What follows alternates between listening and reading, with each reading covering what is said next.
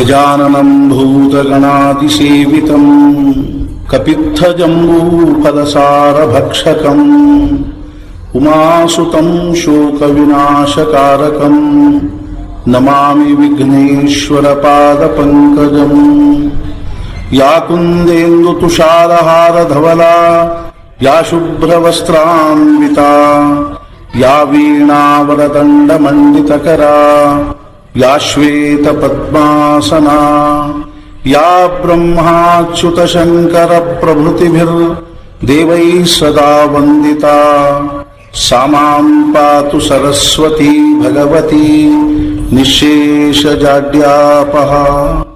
ಗುರುರ್ಬ್ರಹ್ಮಾ ಗುರುರ್ವಿಷ್ಣುಃ ಗುರುರ್ದೇವೋ ಮಹೇಶ್ವರಃ ಗುರುಃ ಸಾಕ್ಷಾತ್ ಪರಬ್ರಹ್ಮ ತಸ್ಮೈ ಶ್ರೀ ಗುರವೇ ನಮಃ. ಬ್ರಹ್ಮಾನಂದಂ ಪರಮಸುಖದಂ ಕೇವಲಂ ಜ್ಞಾನಮೂರ್ತಿಂ ದ್ವಂದ್ವಾತೀತಂ ಗಗನಸದೃಶಂ ತತ್ವಮಸ್ಯಾದಿಲಕ್ಷ್ಯಂ ಏಕಂ ನಿತ್ಯಂ ವಿಮಲಮಚಲಂ ಸರ್ವಧೀ ಸಾಕ್ಷಿಭೂತಂ ಭಾವಾತೀತಂ ತ್ರಿಗುಣರಹಿತಂ ಸದ್ಗುರುಂ ತನ್ನಮಾಮಿ.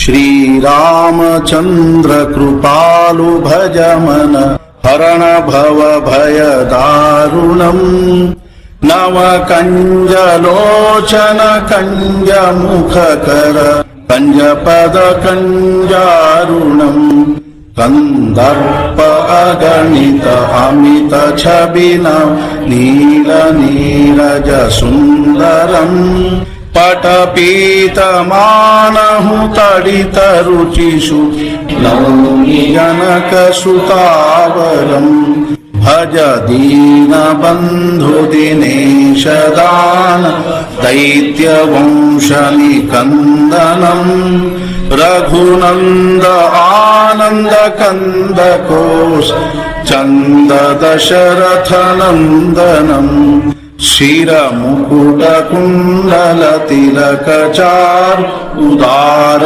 ಅಂಗ ವಿಭೂಷಣಂ ಆಜಾನುಭುಜ ಶರ ಚಾಪಧ ಸಂಗ್ರಾಮ ಜಿತ ಖರ ದೂಷಣಂ ಇತಿ ವದತಿ ತುಳಸೀದಾಸ ಶಂಕರ ಶೇಷ ಮುನಿ ಮನರಂಜನಂ ಮಮ ಹೃದಯ ಕಂಜ ನಿವಾಸ ಕುರು ಕಾಮಾದಿ ಖಲದಲ ಗಂಜನಂ.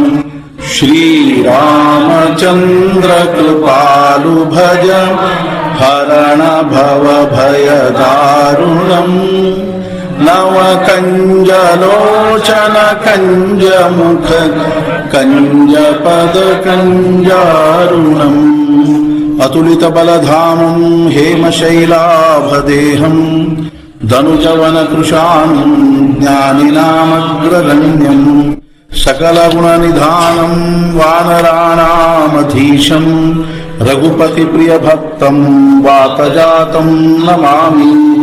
ವಿದೇಹಾಪರಿಚಾಲವೋನಿ ಪ್ರಪಂಚ ಮುಮುಕ್ಷು ಜನಾಲಾಗಿ ಅಧ್ಯಾತ್ಮ ಚರ್ಚಾ ಕರೋನಿ ಬಹುಲೋಕ ಜೇಮೇಣ ಭೀತಿ. ನಮಸ್ಕಾರ ತ್ಯಾ ಬ್ರಹ್ಮ ಚೈತನ್ಯ ಮುಕ್ತಿ ಸದ್ಗುರುನಾಥ ಮಹಾರಾಜ್ ಕಿ ಜೈ. ಜೈ ಜೈ ರಘುವೀರ ಸಮರ್ಥ. ಗೋಂದಾವರಿಯಿಂದ ಸುಮಾರು 3 ಮೈಲ್ ಮೇಲೆ ದಹಿವಡಿ ಅಂತ ಒಂದು ದಹಿವಡಿ ತಾಲೂಕಿದೆ ಮೊದಲನೇದು. ಮಹಾರಾಜರಿದ್ದಾಗಲೂ ಸಹಿತ ದಹಿವಡಿ ತಾಲೂಕ ಇದೆ. ಮಹಾರಾಜರು ಒಂದ್ಸಲ ದಹಿವಡಿಗೆ ಹೋದಾಗ ಅಲ್ಲಿ ಚಿಂತಾಮಣ ಕೇಳ್ಕರ್ ಅಂತನ್ನುವರು ಅವರು ಮುನ್ಸೂಫರಾಗಿದ್ದಾರೆ, ಜಡ್ಜ್ ಆಗಿದ್ದಾರೆ. ಮಹಾರಾಜರು ಶಿಷ್ಯರು, ಅವರು ಮಹಾರಾಜರ ಅನುಗ್ರಹ ತಗೊಂಡಿದ್ರು. ಮಹಾರಾಜರು ದಹಿವಡಿಗೆ ಬಂದದ್ದನ್ನು ನೋಡಿ ಬಹಳ ಸಂತೋಷ ಆಯ್ತು. ಮನೆ ಕರ್ಕೊಂಡು ಹೋದ್ರು. ಆವಾಗಿನ ಕಾಲದಲ್ಲಿ ಚಹಾ ಇರ್ಲಿಲ್ರಿ, ಪಾನ್ ಸುಪಾರಿ ಕರಿಬೇಕು ಅಂತಿದ್ರು. ಯಾರಾದ್ರೂ ದೊಡ್ಡವ್ರ ಮನೆ ಕರೆಯೋದು ಅಂದ್ರೆ ಪಾನ್ ಸುಪಾರಿ ಕರೆಯೋದು. ಹೆಂಗೋ ಹಂಗ ಅವರು ಪಾನ್ ಸುಪಾರಿ ಮಹಾರಾಜರು ಕರೆದ್ರು. ಎಲ್ಲಿ ಅಡಿಕೆ ಹಾಕೊಳ್ಳೋದು ಅಂತಂದ್ರೆ ಏನಾದ್ರು ಉಪಹಾರ ಮಾಡೋದು, ಎಲ್ಲಿ ಅಡಿಕೆ ಹಾಕೋದು. ಚಹಾ ಇತ್ತಿತ್ತಲಾಗಿ ಬಂದದ್ದು. ರಾಮಾಯಣದಲ್ಲಿ ಚಹಾದೊಂದು ಬಹಳ ವಿನೋದದ ಪ್ರಸಂಗದ ಹೇಳ್ತೀನಿ ನಾನು ಆಮೇಲೆ. ಆ ಸಂದರ್ಭದಲ್ಲಿ ಹೇಳ್ತಾರೆ ಮಹಾರಾಜರು ಸಹಜವಾಗಿ ಅವ್ರಿಗೆ ಏನ್ ಕೇಳಿದ್ರು ಅಂದ್ರೆ, ರಾವ್ ಸಾಹೇಬ್, ನಿಮ್ಮ ಜೀವನದಲ್ಲಿ ಸಂಭವಿಸಿರ್ತಕ್ಕಂಥ ನೆನಪಿಡೋ ಘಟನಾ ಏನಾದ್ರು ಅವ ಏನು ಕೇಳ್ಕರ್ ಅವ್ರು ಏನಂದ್ರು, ಅವರೇ ಹೆಂಗೆಲ್ಲ ಯಾವ್ಯಾವ ಘಟನಾ ಅಂತಾವ್ ನೆನಪಿಡುವಂಥವು ಅವ್ರು ಹೇಳಿದ್ರು. ಕೆಲವು ಸಾಮಾನ್ಯವಾಗಿ ನಾವು ಹೆಂಗೆ ಹೇಳ್ತೀವೋ ಮಹಾರಾಜ ಇಷ್ಟನೇ ಇಶ್ವಲ್ಲಿ ನಾನು ಹುಟ್ಟಿದೆ, ಇಷ್ಟನೇ ಇಶ್ವಲ್ಲಿ ನಾನು ಮ್ಯಾಟ್ರಿಕ್ ಆದೆ, ಇಷ್ಟನೇ ಇಶ್ವಲ್ಲಿ BA ಆದೆ, MA ಆದೆ, LLB ಆದೆ, ವಿದೇಶಕ್ಕೆ ಹೋಗಿ ಬಂದೆ, ವಕೀಲಾದೆ, ಇಂಥ ಸಾಹೇಬರುಗಳು ಭೇಟಿ ಆದರು, ಆಮೇಲೆ ಇಂಥ ಇಶ್ವಲ್ಲಿ ಜಡ್ಜ್ ಆದೆ. ಅವರೇ ಮಹಾರಾಜನ ಅನುಗ್ರಹ ತಗೊಂಡು 6 ತಿಂಗಳಾಗಿತ್ತು, ಮಹಾರಾಜರ ಶಿಷ್ಯರಾಗಿ 6 ತಿಂಗಳಾಗಿತ್ತು. ಅವಾಗ ಮಹಾರಾಜರು ಅವ್ರನ್ನ ಸಹಜವಾಗಿ ಏನ್ ಕೇಳಿದ್ರು ಅಂತಂದ್ರ, ರಾವ್ ಸಾಹೇಬ್, ನಿಮ್ಮ ಜೀವನದಲ್ಲಿ ಇವೆಲ್ಲ ಏನು ಘಟನಾ ಅವನ್ನು, ಈ ಘಟನಾಗಳಲ್ಲೇ ನಾನ್ ನಿಮಗೆ ಭೇಟಿ ಆದೆ ಅನ್ನುವಂಥ ಘಟನಾ ಎಲ್ಲೇ ಕೂಡ್ತದೇನು ಅಂತ ಕೇಳಿ. ಸತ್ಪುರುಷರ ದೃಷ್ಟಿಕೋನ ನಮ್ಗೆ ಅರ್ಥ ಆಗೋದು ಎಷ್ಟು ಕಠಿಣ.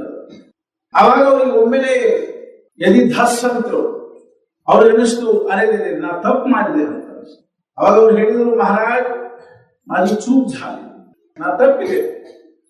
ಅವಾಗ ಅವ್ರು ಹೇಳಿದ್ರು, ಮಹಾರಾಜ್, ಇಷ್ಟೆಲ್ಲ ಘಟನಾದಲ್ಲೇ ನೀವು ನನಗೆ ಭೇಟಿ ಆದ್ರಿ, ಇದೇ ಮುಖ್ಯ ಘಟನಾ, ಬಾಕಿದೆಲ್ಲ ಏನು ಅಂತ ಮಹತ್ವದ್ದಲ್ಲ. ಅರ್ಥಾತ್ ಲಘು. ನಾವು ನಾ ಯಾಕೆ ಹೇಳಲಿಕ್ಕೆ ಹತ್ತೀನಿ ಅಂತ ತಿಳ್ಕೊಂಡು ಕೇಳಿದ್ರ, ನಮ್ಮ ಪ್ರಪಂಚದೊಳಗೂ ಅನೇಕ ಘಟನಾ ಇರ್ತಾವ್ರಿ. ಫೋಟೋ ಹಾಕಿ ಇಟ್ಟಿರ್ತೀವಿ ನೋಡ್ರಿ, ಮದುವೆ ಅಂತೂ ಇಷ್ಟು ದಪ್ಪ ನಡ್ಕೊಂಡಿರ್ತಾವ, ಮಂದಿ ತೋರಿಸಿ ಮಂದಿ ಜಾಸ್ತಿ ಹೋಗ್ತಾರೆ. ಹಾಕಿರ್ತಾರೆ. ಹೌದಾ ಹೌದಾ ಹೌದಾ ತಿರುಗಿ ಮುಗಿ ಅವರಿ ಏನಂತಾರ, ತಿರುಗಿ ಮುಗಿ ಒಬ್ರಿಗೊಬ್ರು ಭೇಟಿ ಆಗೋದು, ಕಾಯಿ ಕಾಯಿ ಕೊಟ್ಟು ಏನೇನಿರ್ತಾವ, ಎಷ್ಟು ನೋಡುದು ಅವನ್ನ ಎಂಥ ಫೋಟೋ ನೋಡ್ಲಿಕ್ಕೆ ಬರಬೇಕು ಅಂದ್ರೆ ಆ ಫೋಟೋ ನೋಡಿದ್ರೆ ಸಮಾಧಾನ ಆಗ್ತದೆ. ಇಲ್ಲಿ ಅವ್ರು ನೋಡಿ ಹೇಳ್ತಾರೆ, ಇಂಥ ಫೋಟೋ ನೋಡಿದ್ರೆ ಸಮಾಧಾನ ಆಗ್ಬೇಕು, ನಮ್ ಫೋಟೋ ನೋಡಿದ್ರೆ ಸಮಾಧಾನ ಆಗ್ತದೆ, ಮತ್ತಿಷ್ಟು ಅಸಮಾಧಾನ ಆಗ್ತದೆ.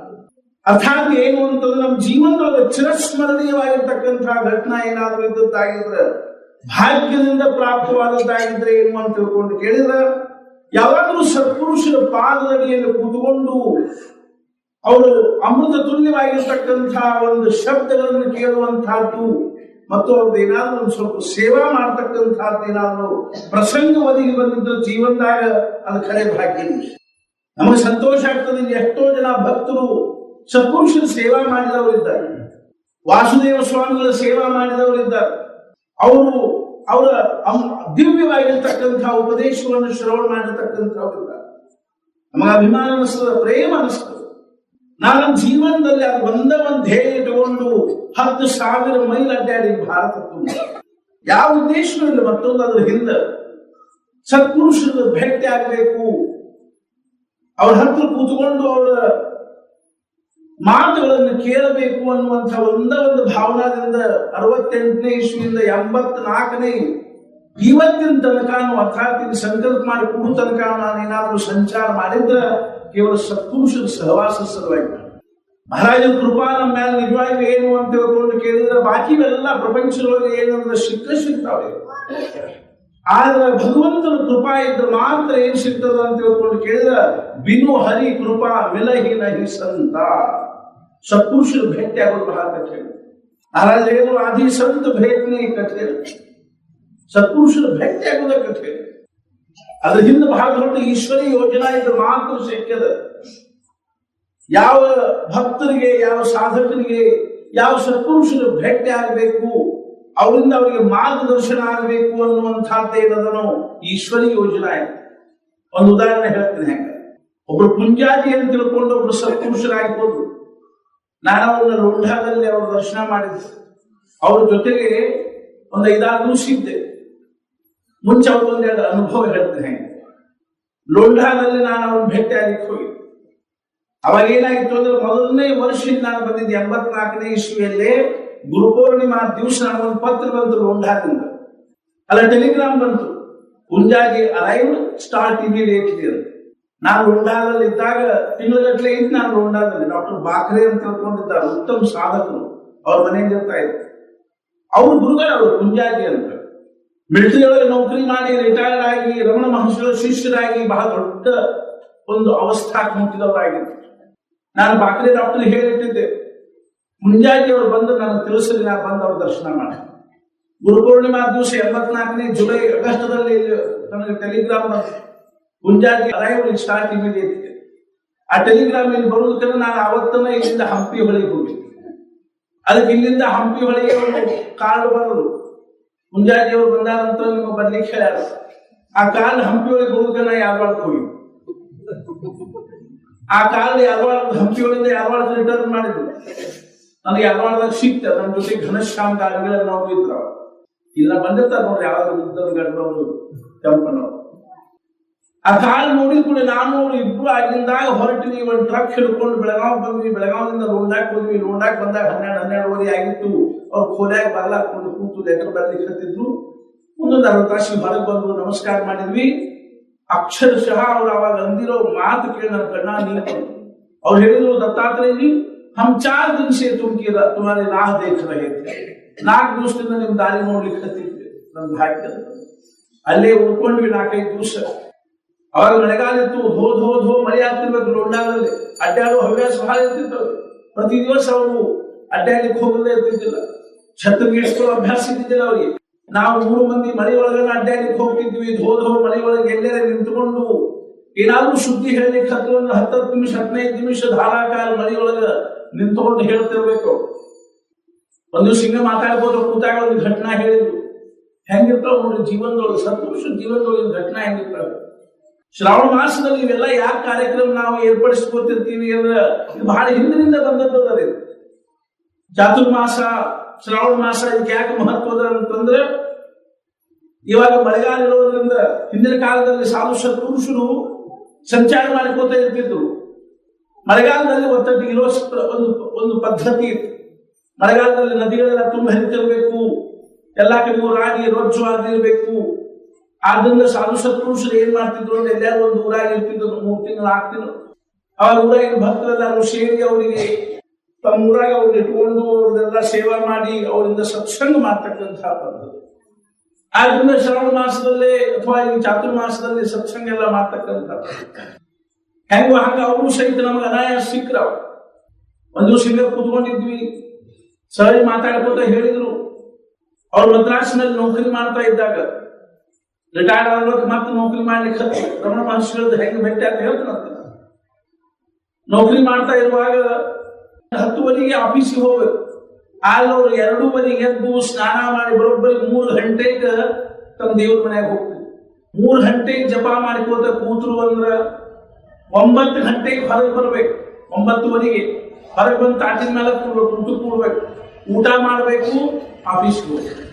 ಆಫೀಸ್ನಿಂದ ಬಂದ್ರು ಅಂದ್ರೆ ಮತ್ತೆ ಕೈಕಾಲ ಮುಖ ತೊಳ್ಕೊಂಡು ಮತ್ತೆ ಸಾಯಂಕಾಲ ಏನಾದ್ರು 7 ಗಂಟೆಗೆ ಕೂತರು ಅಂದ್ರೆ 9 ಗಂಟೆಗೆ ಎದ್ದು ಬಂದು ತಾಟಿನ ಮೇಲೆ ಕೂಡ್ಬೇಕು, ಊಟ ಮಾಡ್ಬೇಕು, ಮಾಡ್ಕೋಬೇಕು. ಹಿಂಗ 1 ದಿವಸ ಅಲ್ಲ 2 ದಿವಸ ಅಲ್ರಿ, 8 ವರ್ಷ ಹಿಂಗ ಮಾಡಿದ್ರು. ಕಲ್ಪನಾ ಮಾಡಿ ಸಾಧನೆ ಮಾಡೋರು ಹೆಂಗ್ ಮಾಡ್ತಿದ್ರು. 5-6 ವರ್ಷ ಆಗಿತ್ತು ಈ ಪ್ರಕಾರವಾಗಿ ಸಾಧನೆ ಮಾಡ್ತಾ ಮಾಡ್ತಾ. ಒಂದ್ ದಿವಸ ರಾತ್ರಿ 2:30 ಎದ್ದಾರ, ಸ್ನಾನ ಮಾಡ್ಯಾರ, 3 ಗಂಟೆಗೆ ತಮ್ಮ ಕೋಲಿ ಕಡೆ ಹೊಂಟಾರ ದೇವ್ರ ಮನೆ ಕಡೆಗೆ. ಅವಾಗ ಯಾರೋ ಬಾಗ್ಲ ಬಡದ್ ಸಪ್ಪಳು ಕೇಳಿಸ್ತು. ಇಲ್ಲಿ ಆಶ್ಚರ್ಯ ಆಯ್ತು. 3 ಗಂಟೆಗೆ ಯಾರು ಬಾಲ ಬೆಳಿಕತ್ತಾರ ಅಂತ ತಿಳ್ಕೊಂಡು ಹೋಗಿ ಬಾಲ ತೆಗೆದ್ರೆ ಬಾಗಿಲ್ದಾಗ ನೋಡಿದ್ರಲ್ಲ, ಇರೋದ್ರ ರಾಮ ಲಕ್ಷ್ಮಣ ಸೀತಾ ಮಾರುತಿ ನಿಂತಿದ್ರು. ಒಮ್ಮೆಲೆ ಆಶ್ಚರ್ಯ. ಅವರಂದ್ರು, ಭಗವಾನ್ ಇತ್ನಿ ರಾತ್ ಮೇ ಆಪ್ ಯಹಾ ಕೈಸೆ, ಇಷ್ಟು ರಾತ್ರಿ ಒಳಗೆ ಇಲ್ಲೇ ಬಂದಿರಿ ನೀವು? ಅವಾಗ ಮಾರುತಿ ಹೇಳಿದಂತ, आज शिवरात्रि है, हम रामेश्वर जा रहे थे, मालूम पड़ा कि मधुरपुर में एक भक्त रहता है, तो उनसे मिलते चलेंगे करके आ गए. ಶಿವರಾತ್ರಿ ಅದ ರಾಮೇಶ್ವರ ಹೊಂಟಿದ್ವಿ. ಮದ್ರಾಸ್ ಒಳಗ ಒಬ್ಬ ಭಕ್ತ ಇದ್ದಾನಂತ ಕಲ್ಪನಾ ಬಂತು. ಆದ್ರಿಂದ ಇಲ್ಲಿ ಭೇಟಿಯಾಗಿ ಹೋದ್ರಾತು ಅಂತ ಬಂದೀವಿ ಅಂತ. ಅವಾಗ ಇವರು ಅಂದ್ರು, मैं तो कभी आपका नाम लिया ही नहीं, ನಾನು ನಿಮ್ ನಾಮಸ್ಮರಣೆ ಮಾಡೇ ಇಲ್ಲ. ನಾನು ಇವ್ರು ಕೃಷ್ಣನ ಭಕ್ತರು. ಅವಾಗ ಸೀತಾದೇವಿ ಹೇಳಿದಂತ, ರಾಮ और कृष्ण में कोई भेद नहीं है. ಅವಾಗ ಇವ್ರನ್ನ फिर आप अंदर आ सकते हैं, ಹಂಗಾರೆ ಒಳಗೆ ಬಂದಿ ಅಂತ 4 ಮಂದಿ ಒಳಗೆ ಕರ್ಕೊಂಡು ಹೋಗಿ ದೇವ್ರ ಮನೆಯೊಳಗೆ 4 ಮಣಿ ಇಟ್ರು. 4 ಮಣಿ ಮೇಲೆ 4 ಮಂದಿ ಕೂತ್ಕೊಂಡ್ರು. ಇವ್ರು ಅನಿಸ್ಕೆ ಏನು ಅಂದ್ರ ಹೆಂಡತಿಗೂ ದರ್ಶನ ಮಾಡಿಸ್ಬೇಕು ಅನ್ಸ್ತು. ಹೋಗಿ ಹೆಂಡತಿಗೆ ಎಬ್ಬಸ್ಲಿಕ್ಕೆ ಹೋದ್ರು. ಅದೇ ಉಠೋ ಭಗವಾನ್ ಆಯೇ, ಉಸ್ಕಾ ದರ್ಶನ ಕರೋ. ಆಕೆ ಸ್ವಲ್ಪ ತಿರ್ಸಾಡ್ತಿರ್ತದೆ. ಆಕೆ ಒಮ್ಮೆಲೆ ಸಿಟ್ಟಿಗೆದ್ದು इतनी रात में कोई भगवान आते हैं क्या? जाप कर करके तुम्हारा दिमाग खराब हो गया, जपा मार मार तनी केಟ್ಟದ ರಾತ್ರಿಗೆ ಅವನು ದೇವರು ಬರ್ತಾರೆ ಕೂತ್ರಿಗೆ ಅವಾಗಿವರೆಲ್ಲ ಉಟ್ಕೆ देखो ಎದ್ದು ನೋಡು ಯಾಕಂದ್ರೆ ಸಿಟ್ಲಿ ಎದ್ದು ಬಂದದು ಇದು ಭಾಗ್ಯ ಅಂತ ಸತ್ಪುರುಷರ ಕೈ ಹಿಡಿದ್ರು ಎದ್ದು ಬಂದು ಮಹಾರಾಜರು ಒಬ್ಬಕ್ಕೆ ಹುಡುಗಿ ಮಹಾರಾಜರ ಕಡೆಗೆ ಬಂದು ಖೇಡೆ ಕೊಟ್ಟರು ಮುಂಬೈ ಒಳಗೆ ತಾತ್ಯಾ ಸಾಹೇಬರಿಗೆ. ಅವಾಗ ಅವ್ರು ಏನಂದ್ರು, ಯಾಕೆ ಎದ್ದು ಖೇಡೆ ಇದ್ರು, ಇಲ್ರಿ ನಾ ಮ್ಯಾಟ್ರಿಕ್ ಪಾಸ್ ಆಗಿದ್ದೆ, ಮುಂದೆ ಏನ್ ಮಾಡ್ಬೇಕಂತ ಮಾಡಿದ್ರು, ಯಾಕೆಂದ್ರು ನಾವು ಡಾಕ್ಟರ್ ಆಗ್ತದ ಮಾಡಿ. ಮಹಾರಾಜಂದ್ರು ಅಗದಿ ಸರಳ ಉಪಾಯ ಹೇಳ್ತೀನಿ ಡಾಕ್ಟರ್ ಆಗ್ತದೆ. ಏನು, ಒಬ್ಬ ಡಾಕ್ಟರ್ ಮದುವೆ ಮಾಡ್ಕೊಂಡು ಡಾಕ್ಟರ್ ಆಗಿಬಿಡ್ತೀನಿ. ಹೆಂಗೋ ಹಂಗ ಅಂಥ ಜ್ಞಾನಿಗಳನ್ನ ಮದುವೆ ಆಗಿರುವ ಹೆಣ್ಮಗಳ ಭಾಗ್ಯ ಅಂತ ತುಕಾರಾಮ್ ಮಹಾರಾಜ ಹೆಂಡತಿ ಭಾಗ್ಯ ಅಂತ. ಆಕಿ ಖೋದಾಗ ಬಂದು ನೋಡಿದ್ರೆ 4 ಮಣಿ ಮೇಲೆ ಯಾರು ಕಾಣಿಸ್ಲೇ ಇಲ್ಲ. ಮತ್ ಸಿಟ್ಟು ಬಂದ್ಬಿಡ್ತು ಆಕಿಗೆ. ಅವಾಗ ಮತ್ತೆ ಓದಾಡಿ ಕತ್ತು ಕೂಡ ಅವಾಗ ಇವರು ಆ ರಾಮನಿಗೆ ಏನಂದ್ರು, ಭಗವಂತ ಏನಂದ್ರು ಅಂದ್ರೆ, ಭಗವಂತ इसको भी दर्शन दे, ಇವು ದರ್ಶನ ಕೊಡಪ್ಪ ಭಗವಂತ, ಇಲ್ಲೇ ಇದ್ರೆ ಸಾಯು ತನಕ ನನ್ನ ನಿನ್ನ ಕೂಡಬೇಕು ಅಂತ ಕಾಳಿಕೆ ಅಂದ ಕೂಡಲೇ ಭಗವಂತ ಇಬ್ಬರು ದರ್ಶನ ಕೊಟ್ರಿ, ಇಬ್ಬರಿಗೂ ದರ್ಶನ ಆಯ್ತು, ಇಬ್ಬರು ಸ್ವಸ್ಥ. ಆ ಭಗವಂತ ಧ್ಯಾನದಲ್ಲಿ ಕುತ್ಕೊಂಡ್ಬಿಟ್ಟಾರ, ಸಮಾಧಿ ಹತ್ತಿ ಬಿಟ್ಟಾರ. ಯಾವಾಗ ಇವ್ರದ್ದು ಭಾವ ಸಮಾಧಿ ಹಿಡಿತೋ ಅವಾಗ ನೋಡಿದ್ರು ಭಗವಂತ ಎದ್ದು ಹೊಂಟಿದ್ದ. ರಾಮ ಲಕ್ಷ್ಮಣ ಸೀತಾ ಮಾರುತಿ ಹೊಂಟಾರ ಹೊರಗೆ. ಇವರು ಹಿಂದಿಂದ ಹೋದ್ರು. ಕಾದಂಬರಿ ಅಲ್ಲ ಇದು, ಕಾದಂಬರಿ ಅಲ್ಲ, ಒಬ್ಬ ಮನುಷ್ಯನ ಜೀವನದಲ್ಲೇ, ಒಬ್ಬ ಭಕ್ತನ ಜೀವನದಲ್ಲಿ ನಡೆದಿರ್ತಕ್ಕಂತಹ ಜ್ವಲಂತ ಘಟನಾ ಇದು. ಯಾವಾಗ ರಾಮ ಲಕ್ಷ್ಮಣ ಸೀತಾ ಮಾರುತಿ ಹೊರಗೆ ಹೋದ್ರು, ಅವಾಗ ಇವರು ಹೊರಗೆ ಹೋಗಿ ಅದೃಶ್ಯ ಆದ್ರು. ಒಮ್ಮೆಲೆ ಗಡಿಯಾರ ನೋಡ್ಕೊಂಡ್ರು 9:30 ಇವರಿಗೆ ಸಂತೋಷ ಆಗಿರಲಿದೆ, ಅಸಮಾಧಾನ ಆಯ್ತು. ಯಾಕೆ असमाधान आते हो? अरे आज भगवान आ गए और हमारा सब जाप बिगड़ गया. ದೇವರು ಬಂದು ನನ್ನ ಜಪ ಕೆಡಿಸಿದ ಅಂತ ಅಸಮಾಧಾನ. ನಾವು ಜಪ ಗಿಪ ಏನಾದ್ರು ಮಾಡ್ಕೋತ ಕೂತಿದ್ವಿ ಅಂತ ತಿಳ್ಕೊಳ್ರಿ, ಕರ್ಮ ಧರ್ಮ ಸಂಯೋಗದಿಂದ ಎಂದರೆ ಒಂದು ದಿವಸ ತಲೆಯಾಗ ಬಂತು, ಏನೋ ಹಿಡ್ಕೊಂಡು ಕೂತ್ವಿ. ಅಷ್ಟೊತ್ತಿಗೆ ಯಾವೋ ಒಬ್ಬ ಗೆಳೆಯ ಹೊಂಟಿದ್ದ, ಹಳೆ ಗೆಳೆಯನು ಹೊಸ ಗೆಳೆಯನು. ನೋಡಿದ ಕೂಡ ನಾ ಬಂದ್ ಒಳಗೆ ಅವರ ಅಂತಕಾಲ ಪಾಪ ಇರ್ಕೋದ್ ಬಿಡಪ್ಪ, ಏನು ಮಾಡ್ಕೋತ ಕೂತೀನಿ ಜಪ ಗಿಪ ಏನೇನ್ ನಡೀತದೆ ಬಂದ ಮಾತ ಒಳಗ್ ಕರೆದು ಅವನ ಜೊತೆ ನಾವು ಹಚ್ಚಿಕೊಂಡು ಕೂತ. ಆದ್ರೆ ಭಗವಂತ ಬಂದ್ರು ಸಹಿತ ಅವ್ರಿಗೆ ಏನ್ ಅನಿಸ್ತೀವ ಅಂತಂದ್ರೆ, ಬಂದು ನಮ್ ಜಪ ಕಲಿಸ್ಬಿಟ್ಟಲ್ಪ ಸಮಾಧಾನ ಆಗಲಿಲ್ಲ ಅವ್ರಿಗೆ. ಹಂಗ ಊಟ ಮಾಡಿದ್ರು, ಆಫೀಸ್ಗೆ ಹೋದ್ರು, ಅವ್ರನ್ನ ತಮ್ಮ ಬಾಯಿಗೆ ಹೇಳಿದ್ರು ಮಾತು ಹೇಳಿಕತ್ತೀನಿ ಏನು ಅಂತಂದ್ರೆ, ಸಾಯಂಕಾಲ ಅವರು ಅಲ್ಲಿ ರಾಮಕೃಷ್ಣ ಆಶ್ರಮಕ್ಕೆ ಹೋದ್ರು. ರಾಮಕೃಷ್ಣ ಆಶ್ರಮಕ್ಕೆ ಹೋಗಿ ಅಲ್ಲಿ ಸ್ವಾಮಿಗಳನ್ನ ಕೇಳಿದ್ರು, ಇವತ್ತು ಹೀಗೆ ಜಪ ಮಾಡ್ಕೋತ ಕೂತಾಗ ದೇವರು ಬಂದ್ರು, ನನ್ ಜಪ ಎಲ್ಲ ಇವತ್ತಿಂದ ಕೆಟ್ಟ ಹೋದ್ರು, ಅದಕ್ಕೆ ಪ್ರಾಯಶ್ಚಿತ್ತ ಏನ್ ಮಾಡ್ಕೋಬೇಕು? ಸ್ವಾಮಿಗಳು ಅಂದ್ರಂತ ಧನ್ಯ ಗಟ್ಟಿ ಅಪ್ಕೊಂಡ್ರಂತವ್ರು, ನೀವು ಧನ್ಯತೆ, ನಿಮ್ಮನೆ ಪ್ರತ್ಯಕ್ಷ ಭಗವಂತ ಬಂದಾನ ಅಂತ ಹೇಳಿ. ಅವಾಗ ಅವ್ರು ಹೇಳಿದಂತ ಇರ್ಕೋವರ್ಕ ಖರೆ. ಅಂಥ ಅವಸ್ಥಾದಲ್ಲಿರ್ತಕ್ಕಂಥವ್ರಿಗೆ ರಮಣ ಮಹರ್ಷಿಗಳಲ್ಲಿ ಏನಾಗ್ತದೆ ಅಂದ್ರೆ ದರ್ಶನ. ಅವ್ರು ಮುಂಚೆ ಏನಿರ್ತಿದ್ರು ಅಂದ್ರೆ ಲಖನೌದಾಗ ಇರ್ತಿದ್ರು, ಮಿಲಿಟರಿ ಒಳಗೆ ನೌಕರಿ ಮಾಡಿ ರಿಟೈರ್ಡ್ ಆಗಿದ್ರು, ಪರಿಸ್ಥಿತಿ ಸಾಮಾನ್ಯ ಇತ್ತು. ಆ ಅಂತಃಕರಣದ ಒಂದು ಭಾವನಾ ಏನಿತ್ತು ಅಂದ್ರೆ, ಉತ್ಕಟವಾಗಿರ್ತಕ್ಕಂಥ ಭಾವನಾ ಏನಿತ್ತು ಅಂದ್ರೆ, ಯಾರಾದ್ರೂ ಒಬ್ರು ಸತ್ಪುರುಷರ ದರ್ಶನ ಆಗಿ ತಮ್ಮ ಜೀವನ ಏನಾಗಬೇಕು ಅಂದ್ರೆ ಕೃತಾರ್ಥ ಆಗಬೇಕು ಅನ್ನುವಂತಹ ಭಾವನೆ. ಯಾರಾದ್ರೂ ಸಾಧು ಸಂತರ ಭೇಟಿ ಆದ ಕೂಡ ಅವ್ರು ಕೇಳ್ತಿದ್ರೆ ಏನು ಅಂದ್ರೆ, ನೀವು ದೇವರು ನೋಡಿರೋ ನೋಡಿದ್ರೆ ನನಗೆ ತೋರಿಸಿ, ಆದ್ರೆ ನಾ ದೇವರು ನೋಡಿನಿ ನಿಮ್ಗೆ ತೋರಿಸ್ತೀನಿ ಅನ್ನುವಂತಹ ಸಾಧು ಅವ್ರಿಗೆ ಭೇಟಿ ಆಗಿದ್ದೀರಿ. ಎಂದು ಭೇಟಿ ಆದಾದ್ರು ಆದಾರು ಹೆಂಗ ಭೇಟಿ ಆದಾರು ಅನ್ನುವಂಥ ತಳಮಳ ಇತ್ತು. ರಾಮಕೃಷ್ಣ ಪರಮಹಂಸ ಹೇಳ್ತಿದ್ರು, ನಾವು ಸತ್ಪುರುಷನ ಹುಡುಕೋತ ಹೋಗ್ಬೇಕಾದ ಕಾರಣ. ಯಾವ ರೀತಿಯಾಗಿ ಕಮಲ ಅರಗತ್ತೀವಿ ಅಂದ್ರೆ, ಭ್ರಮಗಳಿಗೆ ಆಮಂತ್ರಣ ಕೊಡಬೇಕಾಗಿ ಬರುವುದಿಲ್ಲೋ ಹಾಗೆ ನಮ್ಮ ಅಂತಃಕರಣ ನಿಜವಾಗಿಯೂ ಸತ್ಪುರುಷರ ದರ್ಶನಕ್ಕಾಗಿ ವ್ಯಾಕುಲ ಆಗ್ತದಂದ್ರೆ, ಭಗವಂತನ ನಾವು ಸತ್ಪುರುಷರ ದರ್ಶನ ಮಾಡ್ತಾರೆ, ಸತ್ಸಂಗ ಒದಗಿಸ್ಕೊಡ್ತಾರೆ. ಅವರನ್ನ ತಮ್ಮ ಮುಖದಿಂದ ನನ್ನ ಮುಂದೆ ಹೇಳಿರೋ ಮಾತು ಏನು ಅಂದ್ರೆ, ಒಂದು ಸಾಲ ತರಲಿಕ್ಕೆ ಹೋಗಿದ್ರು, ಅಲ್ಲೊಂದು ಪೇಪರ್ ಬಿದ್ದಿತ್ತು, ಇವರು ನೌಕರಿ ವಿಚಾರ ಮಾಡ್ಲಿಕ್ಕೆ ಹತ್ತಿದ್ರು. ಅಲ್ಲೊಂದು ವಾಂಟೆಡ್ ಇತ್ತು, ಬೇಕಾಗಿದ್ದಾರೆ. ಮದ್ರಾಸ್ನಲ್ಲೇ ಒಂದು ನೌಕರಿ, ಇವರು ಅದಕ್ಕೆ ಅಪ್ಲಿಕೇಶನ್ ಹಾಕಿದ್ರು. ಅಲ್ಲಿಂದ ಅವ್ರಿಗೆ ಏನ್ ಬಂತು, ಒಂದು ಚೆಕ್ ಬಂತು, $1,000 ಒಂದು ಚೆಕ್ ಬಂತು, ನೀವು ಬಂದು ಇಂಟರ್ವ್ಯೂ ಬನ್ನಿ ಅಂತ. ಅದಕ್ಕಿಂತ ಮುಂಚೆ ಆಗಿರೋದು ಒಂದು ಘಟನಾ. ಒಂದ್ ದಿವಸ ಊಟಕ್ಕೆ ಕೂಡ್ಲಿ ತಯಾರಿ ಮಾಡ್ಲಿಕ್ಕೆ ಹತ್ತಿದ್ರು. ಅಷ್ಟೊತ್ತಿಗೆ ಇವ್ರ ಮನೆಗೆ ಒಬ್ರು ಸಾಧು ಬಂದು ಕೂಡ ಇವರು ಅವ್ರ ಹೆಂಡತಿಗೆ ಏನಂದ್ರು, कोई महात्मा आए हैं ಉನ್ಕೋ ಭಿ ಪರೋಸು. ಯಾರೋ ಒಬ್ರು ಸತ್ಪುರುಷರು ಬಂದಾರ, ಅವ್ರಿಗೂ ಊಟಕ್ಕೆ ಹಾಕು, ತಾಕ್ ಹಾಕು. ಇಬ್ರು ಊಟಕ್ಕೆ ಕೂತಿತ್ತು. ಊಟ ಆದ್ಮೇಲೆ ಇವ್ರು ಅವ್ರನ್ನ ಕೇಳಿದ್ರು, ನೀವು ದೇವ್ರ ನೋಡಿರಿ. ಅವಾಗ ಅವ್ರು ಏನಂದ್ರು ಅಂದ್ರೆ, ನಾ ಏನ್ ದೇವ್ರ ನೋಡಿಲ್ಲ ಖರೆ, ಆದ್ರೆ ನಿನಗೆ ದೇವ್ರನ್ನ ತೋರ್ಸೋದು ಅಡ್ರೆಸ್ ಕೊಡ್ತೀನಿ ಅಂತ ಹೇಳಿ. ಅವ್ರು ಅನ್ಕೊಂಡ್ರೆ ಹೆಂಗಾರ, ಅವರು ಅರುಣಾಚಲದ ಅಡ್ರೆಸ್ ಕೊಟ್ಟರು, ರಮಣ ಮಹರ್ಷಿ ಅಡ್ರೆಸ್ ಕೊಟ್ಟರು.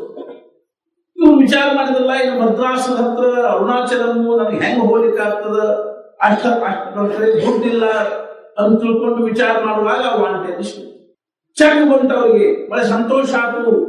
ನೌಕರಿ ಹತ್ತುವಲ್ತು ಬಿಡುವಲ್ತು, ರಮಣ ಮಹರ್ಷಿಯ ದರ್ಶನ ಆಯ್ತು ಅಂತ ತಿಳ್ಕೊಂಡು ಮದ್ರಾಸಿಗೆ ಬಂದು 4 ದಿವಸ ಮುಂಚೆ ಬಂದ್ರು. ಅಲ್ಲಿಂದ ರಮಣ ಮಹರ್ಷಿ ಆಶ್ರಮಕ್ಕೆ ಹೋದ್ರು. ಅಲ್ಲಿ ಒಬ್ರು ಮನುಷ್ಯ ಕೂತಿದ್ರು. ಅವ್ರು ಕೇಳಿದ್ರು, ಇಲ್ಲಿ ರಮಣ ಮಹರ್ಷಿ ಅಂದ್ರೆ ಯಾಕೆ? ಅವ್ರು ಹೇಳಿದ್ರು, ಇದೇ ಕಿಟಕಿ ಕೂತಾರ ನೋಡ್ರಿ ಇವ್ರ. ರಮಣ ಮಹರ್ಷಿ ಒಂದು ಪದ್ಧತಿ ಇತ್ತು, ಹಿಂಗ್ ಪಲದ ಮೇಲೆ ಹಿಂಗ್ ಕೂತ್ಕೊಂಡು ಕಿಟಕಿಯಾಗಿ ಹಿಂಗ್ ಹೊರಗೆ ನೋಡ್ಕೋತ ಕೂಡೋ ಪದ್ಧತಿ, ಕಾಲು ಇಟ್ಕೊಂಡು ಕೂತ್ಕೊಂಡು. ಇವ್ರು ಹೋಗಿ ಆ ಕಿಟಕಿಯಾಗಿ ನೋಡಿದ್ರು. ಅವ್ರು ನೋಡಿದ ಕೂಡಲೇ ಆ ಗುಜರಾತಿ ಮನುಷ್ಯ ಕೂತ್ಕೊಂಡಿದ್ರು. ಅವ್ರ ಮುಂದೆ ಬಂದವ್ರು ಬೈಕ್ ಶುರು ಮಾಡಿದೆ, ಬದ್ಮಾಷ್ ಆದ್ಮೇಲೆ ರಮಣ ಮಹರ್ಷಿಗಳಿಗೆ ಬೈದ್ರು. ಹೊರದು ಯಾಕೆ ಹಂಗೆ ಬೈದಿರ್ತೀರಿ ನೀವು? ಅವಾಗ ಅವ್ರು ಏನಂದ್ರು, ಈ ಮನುಷ್ಯ ಹೆಂಗಿದ್ದ ಅಂದ್ರೆ ನಮ್ಮ ಮನೆಗೆ ಬಂದು ತಂಡ ಅಡ್ರೆಸ್ ಕೊಟ್ಟಿಗೆ. ಅವ್ರನ್ನು ಕ್ಯಾ ಬೋಲ್ರೆ? ಇವ್ರು 17ನೇ ವರ್ಷಕ್ಕೆ ಇಲ್ಲಿ ಬಂದವರು, 50 ವರ್ಷ ಆಗ್ತಿದ ಇದರಿಂದ ಹೊರಗೆ ಇನ್ನೂ ಹೋಗಿಲ್ಲ. ನಿಮ್ಮ ಮನೆಗೆ ಬಂದು ಏನು ಅಡ್ರೆಸ್ ಕೊಡ್ತಾರೆ? ಅವ್ರು ಹೇಳಿದ್ರು, ನಮ್ಮ ಮನೆಗೆ ಬಂದ ಅಡ್ರೆಸ್ ಅಲ್ಲ, ನಾನು ಇವ್ರು ಕೂಡ ಊಟ ಮಾಡಿದೆ. ಏ ಬದ್ಮಾಷ್ ಆದ್ಮಿ ಹೇಗೆ? ಅವಾಗ ಅವ್ರು ಹೇಳಿದ್ರು, ನಿನಗೇನೋ ಭ್ರಮ ಆಗಿದೆ, ಅಥವಾ ಅವ್ರು ತಮ್ಮ ಒಂದು ದಿವ್ಯ ಶಕ್ತಿಯಿಂದ ಅಲ್ಲಿ ಬಂದು ಅವ್ರು ದರ್ಶನ ಕೊಟ್ಟಿದ್ರು ಅಂದ್ಕೂಡ ಅವ್ರಿಗೆ ಆಶ್ಚರ್ಯ. ಅವಾಗ ಅವ್ರು ಒಳಗೆ ಹೋಗಿ ಅವ್ರು ನಮಸ್ಕಾರ ಮಾಡಿ ಕೇಳಿದ್ರು, ನೀವು ದೇವ್ರು ನೋಡಿರಿ? ಅವ್ರು, ನಾ ದೇವ್ರು ನೋಡಿಲ್ಲ. ದೇವ್ರು ನೋಡಿದವ್ರು ಅಡ್ರೆಸ್ ಕೊಡ್ತೀವಿ ಅಂತ ತಿಳ್ಕೊಂಡು ನಮ್ಮ ಮನೆಗೆ ಬಂದು ಇಲ್ಲಿ ಅಡ್ರೆಸ್ ಕೊಟ್ಟು ಮತ್ತೆ ಇಲ್ಲಿ ಬಂದು ಕೇಳಿದ್ರೆ ದೇವ್ರು ನೋಡಿಲ್ಲ ಅಂತ. ಅವಾಗ ಅವ್ರು ಹೇಳಿದ್ರು, ಏನು ಅಂದ್ರೆ ದೇವ್ರನ್ನ ನೋಡಂಗಿಲ್ಲ ಅಂತ. ದೇವರು ಮತ್ತೆ ದೇವ್ರನ್ನ ಎಲ್ಲಿ ನೋಡಿದ್ರು? ಅರ್ಥಾತ್ ಅವಾಗ ಅವ್ರು ಯಾಕೆ ಸಾಧ್ಯ ಏನು ಅಂದ್ರೆ, ಪರಮಾತ್ಮ ಸ್ವರೂಪವನ್ನು ಯಾರು ಹೊಂದಿದಾರ ಅವರು ಮತ್ತೆ ತಿರುಗಿ ಅದೇ ಪರಮಾತ್ಮನ ಏನು ನೋಡುದಿಲ್ಲ ಅಂತ ತಿಳ್ಕೊಂಡು ಅವ್ರಿಗೆ ಸಾಷ್ಟಾಂಗ ನಮಸ್ಕಾರ ಹಾಕಿ ಶಿಷ್ಯರಾದ್ರು. ನಾ ಯಾಕೆ ಹೇಳಿಕತ್ತೀನಿ ಅಂದ್ರೆ, ಜೀವನದಲ್ಲಿ ಸತ್ಪುರುಷರು ಭೇಟಿ ಆಗೋದೇನದನ್ನು ಭಾಗ್ಯದ ವಿಷಯ. ಇನ್ನೂ ಒಂದು ಮಹತ್ವಪೂರ್ಣವಾಗಿರ್ತಕ್ಕಂಥ ವಿಚಾರ ಏನು ಅಂತಂದ್ರೆ, ಮಹಾರಾಜರು 12ನೇ ವರ್ಷಕ್ಕೆ ಸದ್ಗುರುಗಳನ್ನು ಶೋಧ ಮಾಡಬೇಕು ಅಂತ ಮನೆಗೆ ಬಿಟ್ಟು ಎಷ್ಟು ಮಂದಿ ಸತ್ಪುರುಷನ ಭೇಟಿ ಆದ್ರು. ಮೊದ್ಲೇಕ್ ಹೋದ್ರು ಕೊಲ್ಹಾಪುರದ ಹತ್ರ ಹರಿಪುರ ಅಂತ, ಸಾಂಗ್ಲಿ ಹತ್ರ ಹರಿಪುರ ಅಂತ ಒಂದು ಊರು. ಅಲ್ಲಿ ರಾಧಾಬಾಯಿ ಅಂತ ಒಬ್ಬ ಹೆಣ್ಮಗಳಿದ್ರು. ಆಕೆ ಭಜನೆ ಮಾಡ್ಲಿಕ್ಕೆ ಹತ್ತು ಅಂದ್ರೆ ರಾಮದೇವ್ ಹಿಂಗ್ ಕೋಣ ಹಾಕ್ತಿದ್ರಂತ, ಮೂರ್ತಿ ಕೋಣ. ಅಲ್ಲಿ ಹೋದ್ರು, ಆಕೆ ಹತ್ರ ಹೆಣ್ಮಗ ನಮಸ್ಕಾರ ಮಾಡಿದ್ರು. ಆ ಹೆಣ್ಮಗಳಂದ್ರು, ಮಗು ನಾನು ಗುರು ಅಲ್ಲ, ನಿನ್ ಗುರು ಬೇರೆ ಇದ್ದಾರೆ. ಇಲ್ಲಿಂದ ಮಿರಜಕ್ಕೆ ಹೋಗು, ಅಲ್ಲಿ ಒಬ್ರು ಅಣ್ಣಾಬು ಅಂತ ಭೇಟಿ ಮಾಡಿ ಮಿರಜಕ್ಕೆ ಬಂದ್ರು. ಅಣ್ಣಾಬು ಅಂತ ಒಬ್ರು ಸತ್ಪುರುಷರಿದ್ದರು, ವಿಲಕ್ಷಣ ಅವಸ್ಥೆ. ತಿಪ್ಪಿ ಮ್ಯಾಲ ಕುತ್ಕೊಂಡಿದ್ರು. ಇವ್ರು ಹೋದಾಗ ಹುಚ್ಚರಂಗ ಎಲ್ಲಾರು ಅವ್ರನ್ನ ಹುಚ್ಚರಂತ ತಿಳ್ಕೊಂಡ್ಬಿಟ್ಟಿದ್ರು. ಆದ ಅವಸ್ಥೆ ಬಹಳ ಲಕ್ಷಣ. ಒಬ್ಬೊಬ್ಬ ಸತ್ಪುರುಷರು ಒಂದು ಚೂಚೂರ ಹೇಳ್ಕೋತ ಹೋದ್ರೆ ಇನ್ನು ಮುಂದಿನ 15 ದಿವಸ ಬರೆಯಲ್ಲ. ಇವ್ರು ಹೆಂಗಿತ್ತು ಅಂದ್ರೆ, ಇವ್ರು ಸಣ್ಣವ್ರಿದ್ದಾಗ ಇವ್ರ ಮನಿ ಒಳಗ ಹುಚ್ಚರಂಗಿರ್ತಿದ್ರು. ಅವಾಗ ಮನಸ್ಸು ಹುಡುಗ ಹುಚ್ಚರ ಎಲ್ಲಾರ ತೀರ್ಥಕ್ಷೇತ್ರದಾಗ ಒಯ್ದು ಬಿಟ್ರ ಅಲ್ಲಿ ಏನಾದ್ರು ತಿಳ್ಕೊಂಡು ಇರ್ಕೋ ಬರ್ತಾಕಂತ ತಿಳ್ಕೊಂಡು ನರಸಿಂಹವಾಗಿ ತಂದು ಬಿಟ್ರಿ. ವಯಸ್ಸಿನ 12ನೇ ವರ್ಷ. ನೋಡ್ರಿ ಜಗತ್ತಿಂದ ಹೆಂಗದ. ತುಳಸಿದಾಸನ್ ಹೇಳಿದೆ, ಹುಚ್ಚರಂತ ಅವ್ರ ಅರ್ಥಾತ್ ಏನು, ನಮ್ಮ ಮೂಲ ನಕ್ಷತ್ರದಾಗ ಹುಟ್ಟಿದ ಬಾಯಿ ತುಂಬ ಹಲ್ಲವ ಅಂತ ತಿಳ್ಕೊಂಡು ಪಿಶಾಚಿ ಭೂತ ಅಂತ ತಿಳ್ಕೊಂಡು ಬಿಟ್ಬಿಟ್ಟು ಸಮಾಜ ಅರ್ಥ ಮಾಡ್ಕೊಂಡು ಬಹಳ ಕಠಿಣ ಅದ. ತಂದು ಬಿಟ್ಬಿಟ್ಟು ನರಸಿಂಹವಾದಿ ಒಳಗ ಬಕ್ಲೆ ಇರ್ತಿದ್ರು. ಯಾರು ಏನ್ ಕೊಟ್ಟರು ತಿಂತಿದ್ರು. ಹುಡುಗರು ಬಡಿಬೇಕು, ಹೊಡಿಬೇಕು, ಕಲ್ಲು ಒಗಿಬೇಕು, ಮಣ್ಣು ಒಗಿಬೇಕು. ಒಂದು ದಿವಸ ಅಂತೂ ಏನ್ ಮಾಡಿದ್ರು ಅಂತ ತಿಳ್ಕೊಂಡು ಕೇಳಿದ 15-16 ವರ್ಷ ಅನ್ಯಾಯ ಅಂತ ತಿಳ್ಕೊಂಡು ಕರಿಬೇಕು ಎಲ್ಲರಿಗೆ. ಯಾರಿಗೆ ಕಲ್ಪನಾ? ಒಳಗೆ ಏನದ ಅನ್ನುವಂಥದ್ದು ಯಾರಿಗೆ ಕಲ್ಪನಾ? ಯಾರಂತ ಯಾವ ಭಾವ ತುಂಬಿದ ಅನ್ನೋದು ಅರ್ಥ ಆಗೋದು ಬಹಳ ಕಠಿಣ. ಆದ್ರಿಂದ ನಾವು ಮಹಾರಾಜ ಹೇಳ್ತಿದ್ರು, ಯಾರ ಮನಸ್ಸು ನಾವು ನೋಯಿಸ್ಲಿಕ್ಕೆ ಹೋಗ್ಬಾರ್ದು. ಯಾರಿಗೂ ನಾವು ಯಾವುದೇ ರೀತಿಯಾಗಿ ವಿಪರೀತ ಭಾವನಾದಿಂದ ನೋಡ್ಲಿಕ್ಕೆ ಹೋಗ್ಬಾರ್ದು. ಯಾವ ಮನುಷ್ಯ ಹೆಂಗಿದ್ದ ಅನ್ನೋದು ಹೆಂಗೆ ಹೇಳಿಲ್ಲ. ಒಂದ್ ದಿವಸ ಒಂದು 4 ಹುಡುಗರು ಕೂಡಿ ಏನ್ ಮಾಡಿದ್ರು ಅಂದ್ರೆ, ಅವ್ರಿಗೆ ಒಂದಿಷ್ಟು 1 ಕಿಲೋ 1.5 ಕಿಲೋದಷ್ಟು ಹಸಿ ಮೆಣಸಿನಕಾಯಿ ತಿನ್ನಿಸಿದ್ರು. ಅಣ್ಣಾಬು ಅವರಿಗೆ ಕಲ್ಪನಾ ಮಾಡಿ ನೋಡು, 1 ಹಸಿ ಮೆಣಸಿನಕಾಯಿ ತಿಂದ್ರೆ ಏನಾಗ್ತದೋ ನಮ್ಗೆ ಅನುಭವ. ಆಪಾದ ಮಸ್ತಕ್ ಉರಿಲಿಕ್ಕೆ ಹತ್ತದ್ರಿ. ಅಂಥದ್ದು ಒಂದು ಇಷ್ಟು ಹಸಿ ಮೆಣಸಿನಕಾಯಿ ತಿನ್ಸಿದ್ರೆ ಹೊಟ್ಟೆ ಏನಾಗಿರ್ಬೋದು ಕಲ್ಪನಾ ಮಾಡಿ, ದೇಹದಲ್ಲಿ ಸತ್ಪುರುಷರಾದ್ರು ಅದು ದೇಹನ ಅಕ್ಷರಶಃ ಏನಾಗಿತ್ತು ಅಂದ್ರೆ ಮೂಲವ್ಯಾಧಿಗತೆ ಹಿಂದಿಷ್ಟು ಹಾಯ್ತು, ಅದರಿಂದ ರಕ್ತ ಬೀಳಿಕ್ ಹತ್ತಿತ್ತು, ಹಂಗ ಅಡ್ಡಾಡ್ತಿರ್ಬೇಕು. ಅಕ್ಷರಶಃ ಹಿಂದ ನಾಯಿ ನೆಕ್ಕೋತ ಹೋಗ್ತಿರ್ಬೇಕದು. ಅವಾಗ ಅವರು ಮಂದಿ ಅನ್ಬೇಕು, ಅಣ್ಣ ನೋಡಲ್ಲಿ ನಾಯಿ ನೆಕ್ಕಲಿಕ್ಕೆ ಹತ್ತಿದ ಅಂದ್ರೆ ಅವ್ರು ಏನು ಕುತ್ತಾ ಜಾನೆ ಚಮಡಿ ಜಾನೆ ಅಂತ ಇಂಥ ಅವಸ್ಥಾ ಇತ್ತು. ಮಹಾರಾಜರು ಭೇಟಿಯಾಗಲಿಕ್ಕೆ ಹೋದ್ರು. ಅವ್ರು ಹೇಳಿದ್ರು, ನಾನು ಗುರುವಲ್ಲ, ನೀವು ಗುರು ಬೇರೆ ಇದ್ದಾರು. ಅಲ್ಲಿಂದ ಮತ್ತವರು ಅಕ್ಕಲಕೋಟಕ್ಕೆ ಹೋದ್ರು. ಅಕ್ಕಲಕೋಟ ಸ್ವಾಮಿಗಳು ಭೇಟಿ ಆದ್ರು. ಅವರನ್ನು ನಾನು ಗುರುವಲ್ಲ, ನಿನ್ ಗುರು ಬೇರೆ ಇದ್ದಾರೆ. ಹುಮನಾಬಾದಕ್ಕೆ ಹೋದ್ರು. ಮಾಣಿಕ್ಯಗಳನ್ನು ಭೇಟಿ ಆದ್ರು. ಅವರನ್ನು ನಾನು ಗುರುವಲ್ಲ, ನಿನ್ ಗುರು ಬೇರೆ ಇದ್ದಾರೆ. ಅಲ್ಲಿಂದ ಕಾಶಿಗೆ ಹೋದ್ರು. ತೈಲಂಗ ಸ್ವಾಮಿಗಳು ಭೇಟಿ ಆದ್ರು. ಅವರನ್ನು ನಾನು ಗುರುವಲ್ಲ, ನಿನ್ ಗುರು ಬೇರೆ ಇದ್ದಾರೆ. ರಾಮಕೃಷ್ಣ ಪರಮಹಂಸರನ್ನು ಭೇಟಿ ಆದ್ರು. ಅವರನ್ನು ನಾನು ಗುರುವಲ್ಲ, ನಿನ್ ಗುರು ಬೇರೆ. ಯಾವ ಸತ್ಪುರುಷರಾದ್ರು ಗುರು ಅಂತ ತಿಳ್ಕೊಂಡು ಸ್ವೀಕಾರ ಮಾಡ್ಲಿಕ್ಕೆ ಬರಂಗಿಲ್ಲ ಏನ್ರಿ ಅಂದ್ರೆ ಬರಂಗಿಲ್ಲ. ಈ ಪ್ರಪಂಚದ ಸಂಬಂಧಗಳೇನವನು ಇವು ಈ ಜನ್ಮದ ಪೂರ್ತೇಕರು. ಹೋದ ಜನ್ಮದಾಗ ಅವ್ರು ಯಾರಿದ್ರು, ನಾವ್ ಯಾರಿದ್ದೀವಿ. ಮುಂದಿನ ಜನ್ಮಕ್ಕೆ ಮತ್ತೆ ಅವ್ರು ಯಾರು, ನಾವ್ಯಾರು. ಆದ್ರೆ ಸದ್ಗುರು ಮತ್ತು ಸತ್ಶಿಷ್ಯ ಅನ್ನೋ ಸಂಬಂಧ ಏನದನು, ಇದು ಜನ್ಮ ಜನ್ಮಾಂತರದಿಂದ ಬಂದಿರತಕ್ಕಂಥ. ಹೋದ ಜನ್ಮದೊಳಗೆ ನಮ್ಮ ಗುರು ಯಾರು, ಅವರ ಈ ಜನ್ಮದೊಳಗೂ ಗುರು ಆಗ್ತಕ್ಕಂಥ. ನಮ್ಮ ಉದ್ಧಾರ ಆಗೋ ತನಕ, ಆತ್ಮಜ್ಞಾನ ಆಗೋ ತನಕ ಅವರ ಗುರು. ಆದ್ರಿಂದ ಗುರು ಮತ್ತು ಶಿಷ್ಯ ಅನ್ನುವಂಥದ್ದು ಏನದ ಅಂತಂದ್ರ ಇದು ಪೂರ್ವ ನಿಯೋಜಿತದ ಈಶ್ವರಿ ಯೋಜನಾ. ನಾವು ಯಾರಾದ್ರೂ ಗುರು ಮಾಡ್ಕೋತೀವಿ ಅಂದ್ರೆ ಶಕ್ಯ ಇಲ್ರಿ. ಮತ್ತು ಒಂದ್ಸಲ ಒಬ್ಬರನ್ನು ಗುರು ಮಾಡಿಕೊಂಡಿವಿ ಅಂದ್ರೆ ಮತ್ತೆ ತಿರುಗಿ ಮತ್ತೊಬ್ಬರನ್ನು ಗುರು ಮಾಡಿಕೊಳ್ಳುವಂತಹ ಪ್ರಶ್ನೆ ಇದೆ. ಆದ್ರಿಂದ ಕೊನೆಗೆ ಮಹಾರಾಜರಿಗೆ ತುಕಾಮಾಯಿಗಳ ಗುರುಗಳಾಗಿ ಬಂತು, ಆಗ್ಬೇಕಾಗಿ ಬಂತು. ಆದ್ರಿಂದ ಏನದ ಅಂತ ತಿಳ್ಕೊಂಡು ಕೇಳಿದ್ರೆ ಸತ್ಪುರುಷರಿಂದ ಅದಾಗಿ ಬಿದ್ದಾರೆ. ಸಿಂಹ ಜಸೆಯ ಪ್ರತಿ ಪರ್ವತಿ ನಾಹಿತ ಕಸ್ತೂರಿ ಮೃಗ ವನೋಮನಿ ಕೈಚೆ. ಸಿಂಹಿನೆಲ್ಲ ಗುರುದಾಗಿರ್ತವೆ, ಕಸ್ತೂರಿ ಮೃಗ ಇದೆಲ್ಲ ಅಡ್ಡಿಯಾಗಿರ್ತವೆ. ಹೇಳ್ತಾರೆ ಏನು ಅಂದ್ರೆ ಅರ್ಥಾತ್ ಕಸ್ತೂರಿ ಮೃಗ ವನೋಮನಿ ಹಸ್ತಿಕೆ ಮಸ್ತಕಿ ಮುಕ್ತಾಸೆ ಪರಿತೆ ಗಜರಾಜ ಅಧಸ್ಥರಿಕೆ. ಆನೆ ಗಂಡಸ್ಥಳದೊಳಗೆ ಮುಕ್ತಾಮಣಿ ಇರ್ತದ ಅಂತಾರ, ಆದ್ರೆ ಆನೆ ಭೂಮಿ ಮೇಲೆ ಕಲ್ಪ ತರುವನಿ ಕಾಮ ದುಘಾವ ಹುಸಾಲ ಕುಡಿಯನಿ ಪಟ್ಟಣಿ ಪೇಚೆ. ಯಾವ್ದಾರ ಹಿತ್ತಲ್ದಾಗ ಕಲ್ಪ ವೃಕ್ಷ ಇರ್ತವೆ, ಯಾವ್ದಾರ ಅಂಗಳದಾಗ ಅಥವಾ ಇದ್ರೊಳಗ ಗ್ವಾಲ್ದಿ ಒಳಗ ಕಾಮಧೇನು ಇರ್ತಾವೆ. ದೇವಿ ದಯಾದಿ ಸದ್ಗುರು ಸಾಹೇಬ ಸಂತ ಮಹಂತ ಘರೋಘರಿ ಕೈಚೆ. ಸದ್ಗುರುಗಳಾಗಲಿ ಸಾಧು ಸಂತರು ಮನೆ ಮನೆಯೊಳಗಿರ್ತಾರೆ. ಒಂದು ಸಮಾಜದ ಶತಶತಮಾನಗಳ ಭಾಗ್ಯದಿಂದ ಒಬ್ಬ ಸತ್ಪುರುಷ ಭೇಟಿ ಆಗೋದು. ಆದ್ರಿಂದ ಖರೇಂದ್ರ ಭಾಗ್ಯ ಏನದ ಅಂತಂದ್ರ ಸತ್ಪುರುಷರ ದರ್ಶನ ಮಾಡಿ, ಸತ್ಪುರುಷರ ಭೇಟಿ ಆಗೋದಕ್ಕೆ ಭಾಗ್ಯದ. ನಾವು ಶ್ರೀಮಂತರಿರ್ಬಹುದು, ವಿದ್ಯಾವಂತರಿರ್ಬಹುದು, ನಾವೇನ್ ಬೇಕಾದಿರ್ಬಹುದು, ಅದು ಜೀವನದಲ್ಲಿ ಸತ್ಪುರುಷರ ಭೇಟಿ ಆಗೋದೇ ಏನದ ಭಾಗ್ಯ. ಅಂಥ ಒಂದು ಯೋಗ ಜೀವನದಾಗ ಒದಗಿ ಬಂತು ಅಂದ್ರೆ ನಾವೇನ್ ಮಾಡ್ಬೇಕು ಅಂದ್ರೆ ಅವ್ರ ಪಾದಗಳ ಮೇಲೆ ಹಣಿ ಇರಬೇಕು, ಬಲಪೂರ್ವಕವಾಗಿ ಅವ್ರ ಸೇವಾ ಮಾಡಬೇಕು, ಅವ್ರ ಅನುಗ್ರಹಕ್ಕೆ ಪಾತ್ರ ಆಗಬೇಕು. ಅದರಿಂದ ನಮ್ಮ ಜೀವನದಲ್ಲಿ ಕಲ್ಯಾಣ ಆಗುವಂತಹದ್ದು. ಹರವರುಷ್ಟೇ ಗುರುಸ್ತ್ರಾತ ಗುರವರುಷ್ಟೇನ ಕಷ್ಟನ. ಒಂದ್ ವೇಳೆ ಹರಿಹರನ ಸಿಟ್ಟಿಗೆದ್ರು ನಾವು ಸದ್ಗುರುಗಳ ಹತ್ರ ಹೋದ್ವಿ, ಅವ್ರು ಕರ್ಕೊಂಡ್ರು, ಹರಿಹರ ಬ್ರಹ್ಮಾದಿಗಳು ಏನು ಮಾಡ್ಲಿಕ್ಕೆ ಶಕ್ಯ. ದೇವರಂದ್ರ ತಂದಿದ್ದಂಗ, ಸದ್ಗುರು ಅಂದ್ರೆ ತಾಯಿ ತಂದೆ.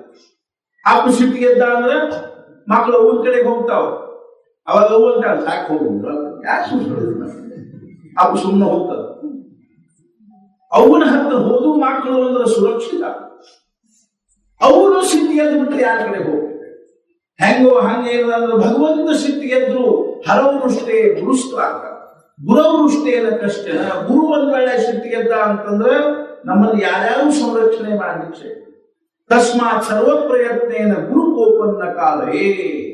ಆದ್ರಿಂದ ಎಲ್ಲಾ ರೀತಿಯಿಂದ ನಾವು ಎದಕ್ಕಾಗಿ ಏನ್ ಹೆಂಗ್ ಸಾವಧಾನ ಇರಬೇಕು ಅಂದ್ರೆ ಗುರುಗಳ ಸಿಟ್ಟಿಗೆ ಹೇಳದೆ ಇರೋ ಹಂಗ ಸಾವಧಾನ. ರಾಜರ ಮಕ್ಕಳಾಗಿರ್ಲಿ, ಸಮ್ರಾಟರ ಮಕ್ಕಳಾಗಿರ್ಲಿ, ಸತ್ಪುರುಷರ ಸಹವಾಸ ಅಂದ್ರೆ ಹೆಂಗದ ಅಂತ ತಿಳ್ಕೊಂಡು ಕೇಳಿದ್ರೆ ಜೀವನದಲ್ಲಿ ನಿಜವಾಗಿಯೂ ಒಂದು ಭಾಗ್ಯ.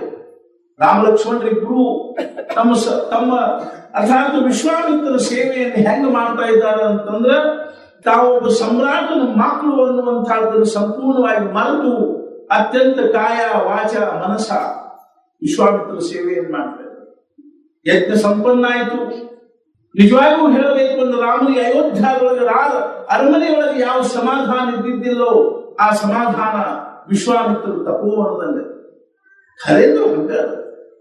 ಕಾಳಿದಾಸನು ಶಾಕುಂತಲಂ ನಾಟಕದಲ್ಲಿ ಬರೀತಾ ಇದ್ದಾರೆ. ಯಾವಾಗ ಶಕುಂತಲೆಯನ್ನು ಕರ್ಕೊಂಡು ಕಣ್ವ ಮಹರ್ಷಿಗಳ ಶಿಷ್ಯರು ಅಯೋಧ್ಯಕ್ಕೆ ಹೋದ್ರು ದುಷ್ಯಂತ ರಾಜನ ಹತ್ರ.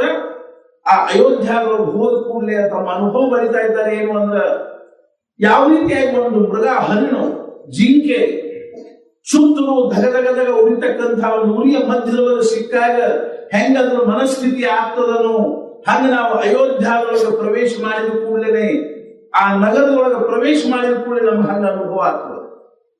ನೋಡಿ ನೀವು ಒಂದು 15 ದಿವಸ ಹೆಬ್ಬಳ್ಳಿಯಾಗೇ ಇರ್ಬೇಕು. ಆಮೇಲೆ ಒಮ್ಮೆಲೆ ಹೋಗಿ ಹುಬ್ಬಳ್ಳಿಯಾಗೋ, ಧಾರವಾಡದಾಗೋ, ಬೆಳಗಾವದಾಗೋ, ಬೆಂಗಳೂರಾಗೋ ಹೋಗಿ ಇಳಿದ್ರಿ ಅಂತಂದ್ರ ಧಗಧಗದಾಗ ಉಳಿಲಿಕ್ಕೆ ಹತ್ತಿದೇನಪ್ಪ ಅಂತ ಶಾಂತ ವಾತಾವರಣದಿಂದ ಅಕ್ಷುಬ್ಧವಾಗಿರ್ತಕ್ಕಂಥ ವಾತಾವರಣಕ್ಕೆ ಹೋದ್ವಿ ಅಂದ್ರೆ ಹಂಗ ಅನಿಸ್ತದೆ. ಅಲ್ಲಿಂದ ಮಾತ್ರ ತಿರುಗಿ ಬಂದ್ವಿ ಅಂದ್ರೆ ರಾಮ ನೋಡ್ಬ ಹೆಂಗೋ ಹಂಗ ಅವ್ರಿಗೆ ತಪೋವನೊಳಗೆ ಸಮಾಧಾನ ಆಗಿದೆ. ಶಾಂತವಾಗಿ ಇರ್ತಕ್ಕಂಥ ಶಾಂತಮದ ಆಶ್ರಮ ಪದಂ ಅಂತ. ದುಷ್ಯಂತ ರಾಜ ಯಾವ ಕಣ್ಣು ಮಹರ್ಷಿಗಳ ಆಶ್ರಮದೊಳಗೆ ಪ್ರವೇಶ ಮಾಡಿದ್ನು, ಅದು ನೋಡಿ ಒಮ್ಮೆಲೆ ಹೆಂಗ ಅವನ ಬಾಯಿಂದ ಬಂದ್ಬಿಟ್ಟು ಶಬ್ದ ಅಂದ್ರೆ ಕಾಳಿದಾಸ ಬರೀತಾ ಇದ್ದಾರೆ. ಶಾಂತಮದ ಆಶ್ರಮ ಪದಂ. ಈ ಆಶ್ರಮ ಪದ ಎಷ್ಟು ಶಾಂತದ. ಹಾಗೆ ರಾಮ ಲಕ್ಷ್ಮಣರಿಬ್ಬರು ಅತ್ಯಂತ ಸಮಾಧಾನದಿಂದ ವಿಶ್ವಾಮಿತ್ರರ ಸೇವೆಯನ್ನು ಮಾಡ್ತಾರೆ.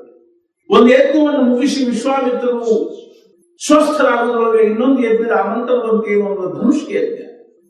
ಧನುಷ್ ಯಜ್ಞಕ್ಕಾಗಿ ವಿಶ್ವಾಮಿತ್ರರು ರಾಮನಿಗೆ ಹೇಳ್ತಾ ಇದ್ದಾರೆ, ರಾಮ ಇನ್ನೊಂದು ಯಜ್ಞದ ಆಮಂತ್ರಣ ಬಂತು. ರಾಮಂಗ ನಾನು ನನ್ನ ಸದ್ಗುರುಗಳ ಆಜ್ಞೆಯ ಅನುಸಾರವಾಗಿ, ವಸಿಷ್ಠರ ಆಜ್ಞೆಯ ಅನುಸಾರವಾಗಿ ನಿಮ್ಮ ಸೇವಾ ಕೈಂಕರ್ಯವನ್ನು ಸ್ವೀಕಾರ ಮಾಡಿಕೊಂಡು ಈ ಯಜ್ಞವನ್ನು ಸಂಪನ್ನ ಮಾಡಿ ನಿರ್ವಿಘ್ನಗೊಳಿಸೋದಕ್ಕಾಗಿ ಬಂದಿರತಕ್ಕಂಥ ಮುಂದಿನ ಯಜ್ಞದ ಏನಿಲ್ಲ ಅಂದ್ರೆ ನನಗೆ ಆಜ್ಞೆ ಇಲ್ಲ. ಆದ್ರೆ ಎಲ್ಲಿವರೆಗೂ ನಾನು ನಿಮ್ಮ ಹತ್ರ ಇದ್ದೀನೋ ಅಲ್ಲಿವರೆಗೂ ನಿಮ್ಮ ಆಜ್ಞಾ ಪಾಲನೆ ಮಾಡತಕ್ಕಂಥ ನನ್ನ ಕರ್ತವ್ಯ ಆಗಿರುವುದರಿಂದ ನಾನನ್ನ ಸ್ವ ಇಚ್ಛೆಯಿಂದ ನಾನು ಅಲ್ಲಿ ಬರ್ತಾ ಇಲ್ಲ. ಆದ್ರೆ ನಿಮ್ಮ ಆಜ್ಞಾ ಅನ್ನುವಂತಹ ಭಾವದಿಂದ ನಾವು ನೀವೆಲ್ಲಿ ಮಾಡ್ತಿದೆ ಬರ್ತೀವಿ. ಆಯ್ತಪ್ಪ, ರಘುನಂದನ ರಾಮ ನಿನ್ನ ಮರ್ಯಾದಾ ಪುರುಷೋತ್ತಮ ಇದ್ದೀರಿ. ವಸಿಷ್ಠರು ಶ್ರೀರಾಮನಿಗೆ ಒಂದು ಮಾತು ಹೇಳಿದ್ರೆ ಏನು ಅಂದ್ರೆ, ರಾಮ ನೀನ್ ಹೆಂಗಿದ್ದೀಯ ಅಂದ್ರೆ ಸೇತು ಇದ್ದಂಗಿದ್ದೀಯ.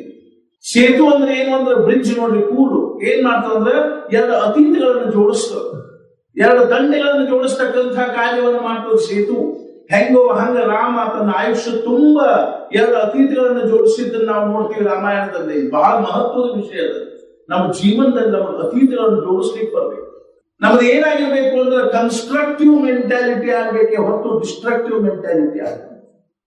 ಜೋಡಿಸ್ತಕ್ಕಂಥ ಮನೋಭೂಮಿಕ ಇರ್ಬೇಕೆ ಹೊರತು ವಿಘಟನೆ ಮಾಡ್ತಕ್ಕಂಥ. ನೋಡ್ರಿ, ನಾಳೆ ಬೆಳಗಾದ್ರೆ ಅವ್ರಿಬ್ಬರನ್ನ ಹೆಂಗ ಬೇರೆ ಬೇರೆ ಮಾಡ್ತಿದ್ದಲ್ಲ. ಇವು ನಮ್ಮ ಬುದ್ಧಿ ತಮೋ ಗುಣಿ ಲಕ್ಷಣಗಳಲ್ಲ. ಬೆಳಗಾಗುದಾಗ ಅವ್ರಿಬ್ಬರನ್ನ ಅವ್ರ ಮಾಡಿ ಅಥವಾ ನಮ್ಮ ಸ್ವಭಾವ ಹಿಂಗ ಇರ್ತಾವ. ಅವ್ರಿಗೆ ಸ್ವಲ್ಪ ಏನಾದ್ರು ತಡವಿದ್ರೆ ಸಾಕು, ಅವ್ರ ಮಾಲಿಟ್ಲಾಗಿ ಅವ್ರ ಮಾಲಿಟ್ಲಾಗಿ ಆಗುವಂತಾವ ಇರ್ತಾವ. ನಮ್ಮ ಊರಾಗ ನಾವು ಸಣ್ಣವರಿದ್ದಾಗ ಒಂದು ಪ್ರಸಿದ್ಧ ಜಗಳ ಆಗಿ ಹೋಗಿರುತ್ತೆ. ನಾವು ಸಣ್ಣವರಿದ್ದಾಗ ನಮ್ಮ ಊರಲ್ಲಿ ಒಂದು ವಿಠೋಬ ಗುಡಿ ಅದ. ನಾವು ಸಣ್ಣವರಿದ್ದಾಗ ರಾತ್ರಿ ಊಟ ಆದ ಕೂಡಲೇ ಎಲ್ಲಿ ಅವಾಗಿಂದ ಇಷ್ಟೆಲ್ಲ ಅಭ್ಯಾಸ, ಇಷ್ಟೆಲ್ಲ ಕಾಲೇಜು, ಇಷ್ಟೆಲ್ಲ ಗುಡ್ಡಾಟ ಇದ್ದಿದ್ರೆ ಅವಾಗ ನಮ್ಮ ತಂದೆಯವರ ಮಾಸ್ತರು ಖರೆ ಹೇಳಬೇಕು ಅಂದ್ರೆ ಒಂದನೇತೆ ಹಿಡ್ಕೊಂಡು ಮ್ಯಾಟ್ರಿಕ್ ತನಕಾನು ನಮ್ಮ ತಂದೆಯವರು ನಮ್ಮನ್ನ ಮುಂದೆ ಕೂಡಿಸ್ಕೊಂಡು ಒಂದು ಅಕ್ಷರ ಏನ್ ಹೇಳಿ, ನಮ್ಮ ತಾಯಿಯವ್ರು ಅನ್ಬೇಕು ಅವ್ರನ್ನೆರಡು ಅಕ್ಷರ ಹೇಳಿ ಏನಾದ್ರು ತಂದೆ ಕೂಡಿಸ್ಕೊಂಡು. ನಮ್ಮ ತಂದೆಯವರು ಅವ್ರ ಹಣೆ ಬರ ಇದ್ದಂಗೆ ಆಗ್ತದೆ. ಏನ್ ಮಾಡ್ತಾರೆ ಈಗ ನೋಡಿದ್ರೆ ಏನ್ ಪಡ್ಕೋತಿರ್ತಾರ ಅವ್ವ ಅಪ್ಪಗಳು. ಹುಡುಗರು ಶಾಲ್ಯಾಗ ಮಾಡ್ಬೇಕು. ಗಣಿತದೊಳಗೆ ದಾಡ್ಡದ ತಿಳ್ಕೊಂಡು ಅವಕ್ಕ 10 ಟ್ಯೂಷನ್ ಹಚ್ಚ್ರಿ. ಅವೇನ್ ಭಾಸ್ಕರಾಚಾರ್ಯ ಆಗ್ತಾವ, ಏನ್ ನ್ಯೂಟನ್ ಐನ್ಸ್ಟೈನ್ ಆಗ್ತಾವ. ದಾಡ್ಡವ ಒಂದ್ ಶಾಲ್ಯಾಗ ಸಾಹೇಬ್ರು ಬಂದಿದ್ರು ಇನ್ಸ್ಪೆಕ್ಷನ್. ಮಾಸ್ತರ್ನ ಕೇಳಿದ್ರು 3ನೇ ಕ್ಲಾಸು. ಮಾಸ್ತರ್ ಕೇಳಿ, ಮಾಸ್ತರ್ ಅಂಕಿ ಮಂಕಿ ಕಲ್ಸಿದ್ರಿ. ಹಿಂದಿನ ಕಾಲದಾಗ ಅಂಕಿ ಮಂಕಿ ಇದ್ದು, ಇವಾಗೆಲ್ಲ ಕಂಪ್ಯೂಟರ್ ಇದ್ರ ಮೇಲೆ ಏನು ಕ್ಯಾಲ್ಕುಲೇಟರ್ ಮೇಲೆ ಕಲ್ಸಿದ್ರಿ. ಅದು ಮಾಸ್ತರ್ ಅಂಕಿ ಮಂಕಿ ಕಲ್ಸಿದ್ರಿ. ಎಷ್ಟೊಂದು ಕಲ್ಸಿದ್ರಿ? 15 ತನಕ ಕಲ್ಸಿದ್ರಿ. ಸಾಹೇಬ್ರು ಕೇಳಿ 9 ಎಷ್ಟು ರೂಪಾಯಿ? ಒಂದೆರಡು ಹುಡುಗರು ಕೈ ಎತ್ತಿದ್ರು. ಗುರುಜಿ ನಾ ಹೇಳ್ತೀವಿ. ನಾವು ಸಣ್ಣವರಿದ್ದಾಗ 5, 6, 7, 3 ಕ್ಲಾಸ್ ಓದುವಾಗ ನಮಗ್ ಮಡಿವಾಳ ಅಂತ ಒಬ್ರು ಮಾಸ್ತರ್ ಇದ್ರು. ಅವ್ರು ಮದುವೆ ಆಗಿದ್ದಿಲ್ಲ, ಅವ್ರು ಕೋರಿ ಮನೆ ಹಿಡ್ಕೊಂಡಿದ್ರು. 9:30 ನಡ್ಕಿನ ಸೂಟಿ ಬಿಟ್ಟುಕೊಳ್ಳಿ ಅವ್ರು ಹೇಳಿ ಹೋರ ನಮ್ಮ ಮನೆಗೆ ಹೋದಿರ್ತಾರೆ. ನಾವು ಅವ್ರ ಮನೆಗೆ ಹೋಗಿ ಅವ್ರು ಗಾಯ ಮಾಡ್ಕೊಂಡಿರೋ ಇಬ್ರು ಮಾಸ್ತರ್ ಕೂಡ ಇರ್ತಿದ್ರು, ಹಣ್ಣಿಗೇರಿ ಮಡಿವಾಳ ಅವ್ರಿಬ್ರದು ಗಾದಿ ಸುತ್ತಿಟ್ಟು ಕಸ ಹುಡುಗಿ ನೀರು ತುಂಬಿ ಎಲ್ಲ ಮಾಡಿದಾಗ 10:30 ಆಗಿಬಿಡ್ತಿತ್ತು. ಬಂದ್ ಪಾಟಿ ಚೇರ್ಕೊಂಡು ಮನೆಗೆ ಬಂದ್ಬಿಟ್ಟೆ. ಇದು ನಮ್ಮ ಅಭ್ಯಾಸ ಆದ್ರೆ ಪಾಪ ಅವ್ರಿಗೆ ಇದು ಕಳಕಳಿ ಅನಿಸ್ತಿತ್ತು.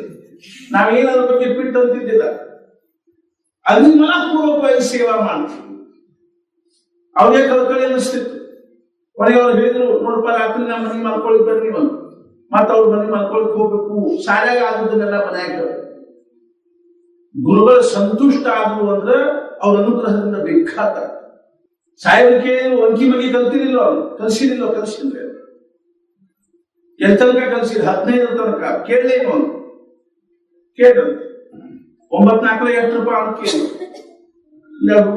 ನಾ ಹೇಳ್ತೀನಿ ಹೇಳಿ 63 ಅಂದ್ರು. ಸಾಯಲ್ ಹಾವ್ದು ಅಲ್ರಿ ಮಾಸ್ತರ್ 63 ಅಂತ ನಂಗೆ ಭಾಳ ಚಲೋ ಅಂದ್ರು. ಭಾಳ ಚಲೋ ಮುಂದೆ ಯಾಕ ಮುಂಚೆ 1000 ಗಟ್ಟಲೆ ಹೇಳ್ತಿದ್ರಿ, ಕಟ್ಟದ್ರಿ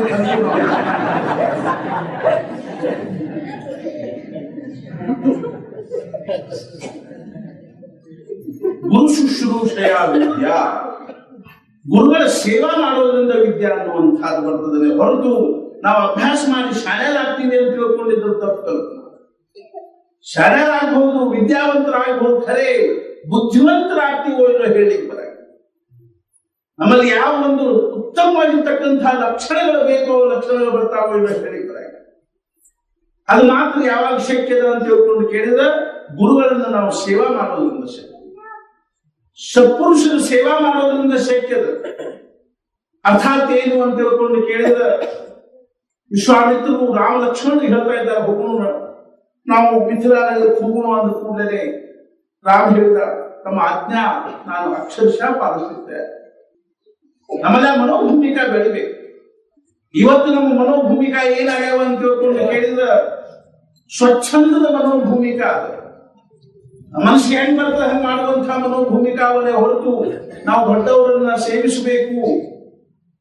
ಬುದ್ಧಿಮಾನ್ ಬುದ್ಧ ಸೇವೆಯ ಅಂತ ಇವತ್ತು ನಮ್ದೆಲ್ಲ ಒಂದು ಮನೋಭೂಮಿಕಾ ಏನಾಗ್ಯದ ಅಂತಂದ್ರ ನಾವು ಅಭ್ಯಾಸ ಮಾಡಿ ನಾವು ಕಲಿತು ನಾವು ಶಾಣ್ಯರಾಗ್ಬೋದು ಅನ್ನುವಂತಹದ್ದು ಒಂದು ಮನೋಭೂಮಿಕಾ ಇರ್ಬಾರ್ದು.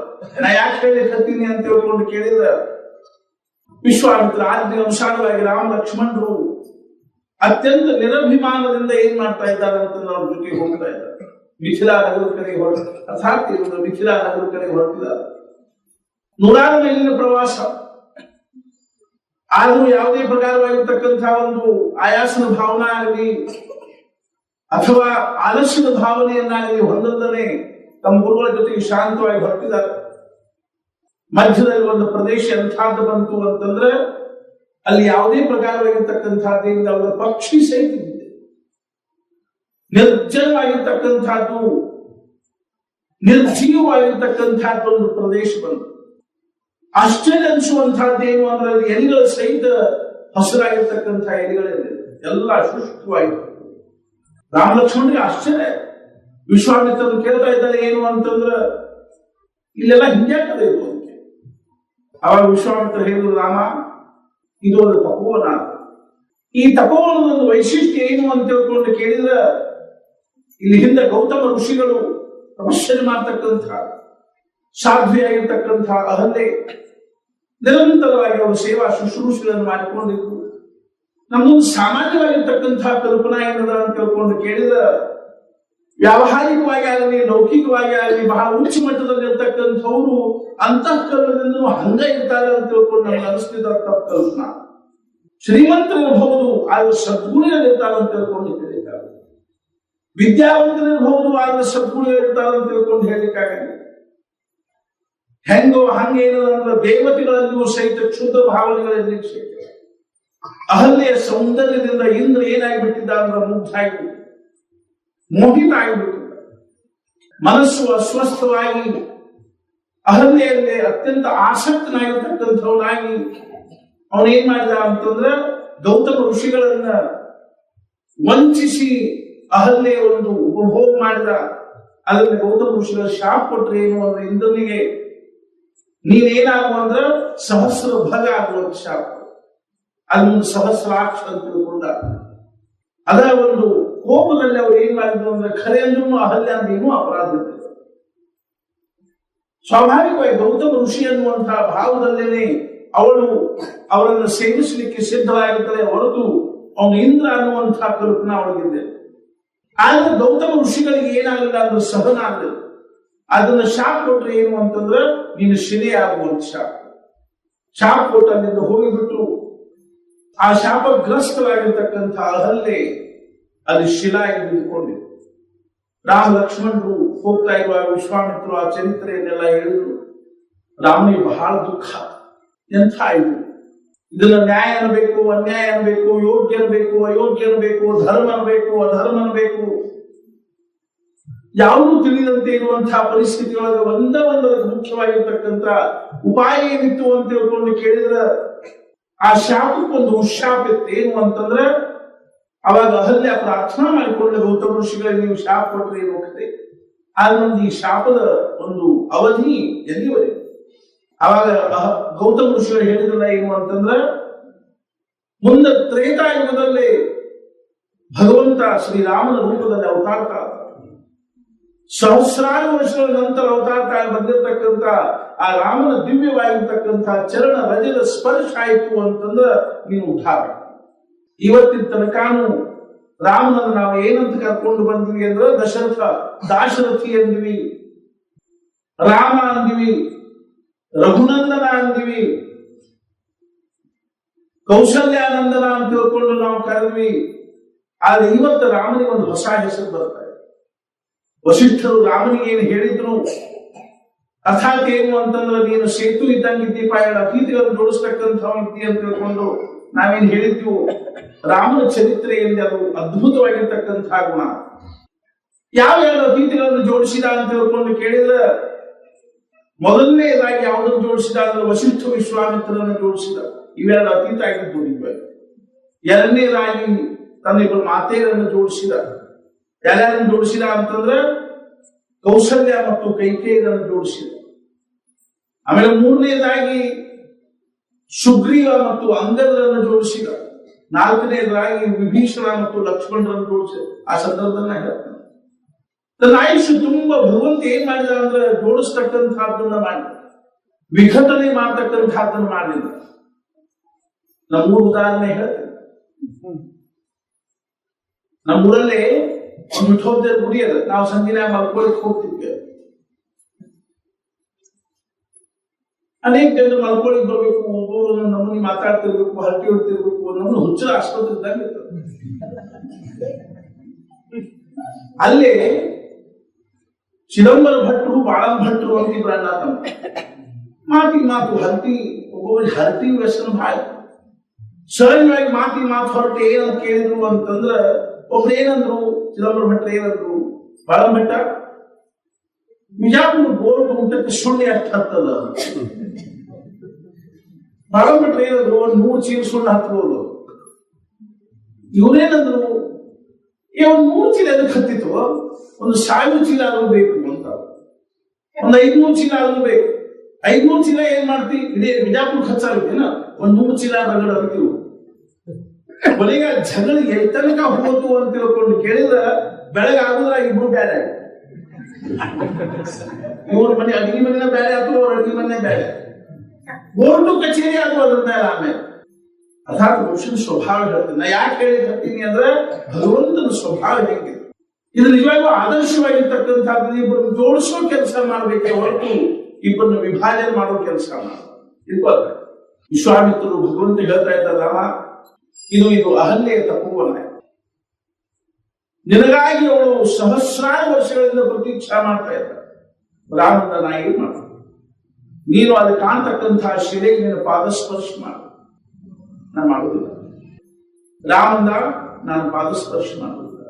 ಮೊದಲನೇದಾಗಿ ಅವಳು ಅತ್ಯಂತ ಪತಿವ್ರತೆ ಆಗಿರ್ತಕ್ಕಂಥವ್ರು, ಎರಡನೇದಾಗಿ ತಪಸ್ವಿನಿ ಆಗಿರ್ತಕ್ಕಂಥವ್ರು, ಮೂರನೇದಾಗಿ ನನಗೆ ಮಾತಾ ಸ್ವರೂಪ ಆಗಿರ್ತಕ್ಕಂಥವ್ರು, ಸ್ತ್ರೀ ಆಗಿರ್ತಕ್ಕಂಥವ್ರು. ನಾನು ಪಾದ ಸ್ಪರ್ಶವನ್ನು ಅವಳಿಗೆ ಮಾಡ್ಲಿಕ್ಕೆ ಸಿಕ್ಕಿಲ್ಲ. ಆವಾಗ ವಿಶ್ವಾಮಿತ್ರ ಅಂದ್ರೆ ಅವಳು ಉದ್ಧಾರ ಆಗಬೇಕು. ಹಂಗಾಗಿ ಏನ್ ಮಾಡ್ಬೇಕಿತ್ತು ಅಂತ ತಿಳ್ಕೊಂಡು ಕೇಳಿದ ರಾಮಂದ, ನನ್ನ ಪಾದ ರಜಾವಳಿ ತಾಕಿದ್ರೆ ಸಾಕು ಹೌದಲ್ಲೋ, ನಾನು ಪಾದ ಸ್ಪರ್ಶ ಮಾಡುವುದಿಲ್ಲ. ರಾಮ ಏನ್ ಮಾಡಿದ ಅಂದ್ರೆ ಸ್ವಲ್ಪ ಪಾದವನ್ನು ಹಿಂಗ್ ಮ್ಯಾಲ ಕೆತ್ತಿದ, ಗಾಳಿ ಬೀಸ್ತು, ರಾಮನ ಪಾದಕ್ಕೆ ತಾಕಿರ್ತಕ್ಕಂಥ ಧೂಳು ಹೋಗಿ ಆ ಶಿಲಾಕ್ ತಾಕಿದ ಕೂಡಲೇ ಶಿಲಾ ಅಹಲ್ಯ ಆಗಿದೆ. ರಾಮಾಯಣಕಾರ ಬರೀತಾರೆ ಪಾದ ಸ್ಪರ್ಶ ಮಾಡಿದ್ರು ಅಂತ ತಿಳ್ಕೊಂಡು ಕೆಲವರು ಬರೀತಾರೆ, ಸ್ಪರ್ಶ ಮಾಡಲಿಲ್ಲ ಅಂತ ಕೆಲವರು ಬರೀತಾರೆ. ಆದ್ರೆ ಭಗವಂತ ಏನ್ ಮಾಡಲಿಲ್ಲ ಅಂದ್ರೆ ಪಾದ ಸ್ಪರ್ಶ ಮಾಡಿ ಆಮೇಲೆ ನಮಸ್ಕಾರ ಮಾಡಿ ಅಹಲ್ಯ ನಮಸ್ಕಾರ ಮಾಡಿದ್ವು. ಆದ್ರೆ ರಾಮನು ಅಷ್ಟ ಭಕ್ತಿ ಭಾವದಿಂದ ಅಹಲ್ಯ ನಮಸ್ಕಾರ ಮಾಡಿದ. ಅಹಲ್ಯ ಪ್ರಾರ್ಥನಾ ಮಾಡಿದ್ವು, ಭಗವಂತ ನಮ್ಗೆ ಉದ್ಧಾರ ಮಾಡಿ. ಅಂದಿನಿಂದ ಭಗವಂತ ಒಂದು ಹೊಸ ಹೆಸರು ಏನು ಬಂತು ಅಂದ್ರೆ ಪತಿತ ಪಾವನ ಅನ್ನುವಂತಹ ಭಾವ. ಪತಿತರಾಗಿರ್ತಕ್ಕಂಥ ಅಹಲ್ಯೆಯನ್ನು ಪಾವನಗೊಳಿಸಿರ್ತಕ್ಕಂಥ ದಿವ್ಯ ನಾಮ ಏನಾಯ್ತು ಅಂದ್ರೆ ಭಗವಂತನ ಪ್ರಾಪ್ತ ಆಯ್ತು. ಎಲ್ಲರಿಗೂ ಬಹಳ ಸಂತೋಷ ಆಯ್ತು. ಅಹಲ್ಯ ಭಗವಂತನ ಒಂದು ಆಜ್ಞೆಗನುಸಾರವಾಗಿ ತನ್ನ ಪತಿಯಾಗಿರ್ತಕ್ಕಂತಹ ಗೌತಮ ಋಷಿಗಳ ಕಡೆಗೆ ಹೋದ್ರು. ರಾಮ ಲಕ್ಷ್ಮಣರಿಬ್ರು ಬರ್ತಾ ಇದ್ದಾರ. ಮಧ್ಯದಲ್ಲಿ ಗಂಗಾ ನದಿಯನ್ನು ದಾಟಬೇಕಾಗಿ ಬಂತು.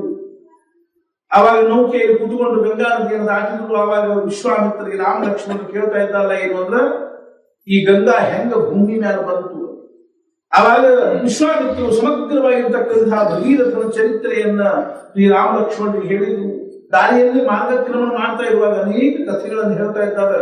ಗಂಗಾವತರಣದ ಕಥೆಯನ್ನು ಸಹಿತ ವಿಸ್ತಾರಪೂರ್ವಕವಾಗಿ ವರ್ಣನೆ ಮಾಡಿದ್ರು. ರಾಮ ಲಕ್ಷ್ಮಣರ ಜೊತೆಗೆ ವಿಶ್ವಾಮಿತ್ರರು ಎಲ್ಲಿ ಬಂದರು ಅಂತಂದ್ರೆ ಮಿಥಿಲಾಕ್ಕೆ ಬಂದರು. ಜನಕರಾಜನ ಜನಕಪುರಿಗೆ ಬಂದರು. ಮಿಥಿಲಾದ ಹೊರಗಿರ್ತಕ್ಕಂಥ ಒಂದು ಆಮ್ರ ವೃಕ್ಷಗಳ ಒಂದು ತೋಟದಲ್ಲೇ, ಮಾವಿನ ವೃಕ್ಷಗಳ ತೋಟದಲ್ಲಿ ವಿಶ್ರಾಂತಿಯನ್ನು ತಗೋತಾ ಇದ್ದಾರೆ.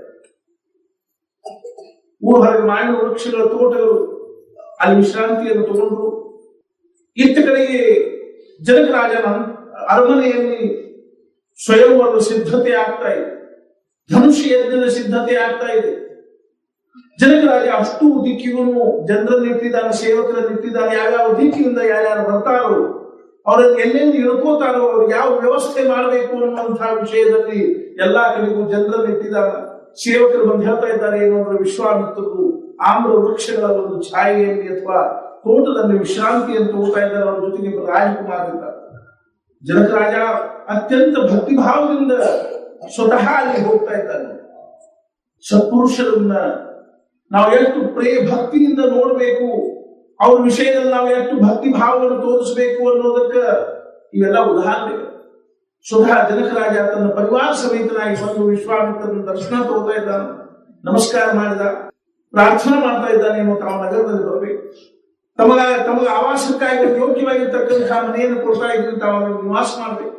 ವಿಶ್ವಾಮಿತ್ರರಂದು ನಾವು ತಪಸ್ವಿಗಳು, ನಾವೆಲ್ಲಾದ್ರೂ ಒಂದು ಉಪವನದಲ್ಲಿ ವಾಸ ಮಾಡ್ತಕ್ಕಂಥವು ಅಂದಾಗ ಜನಕರಾಜ ಹೇಳ್ತಾರೆ ನಿಮಗೆ ಯೋಗ್ಯದ ಖರೆ.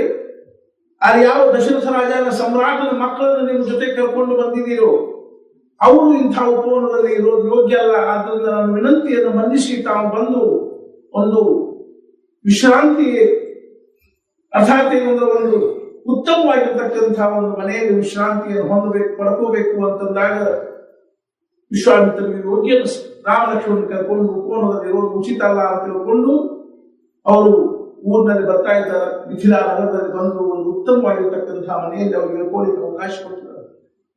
ಸಾಯಂಕಾಲ ಆಗ್ತಾ ಇತ್ತು.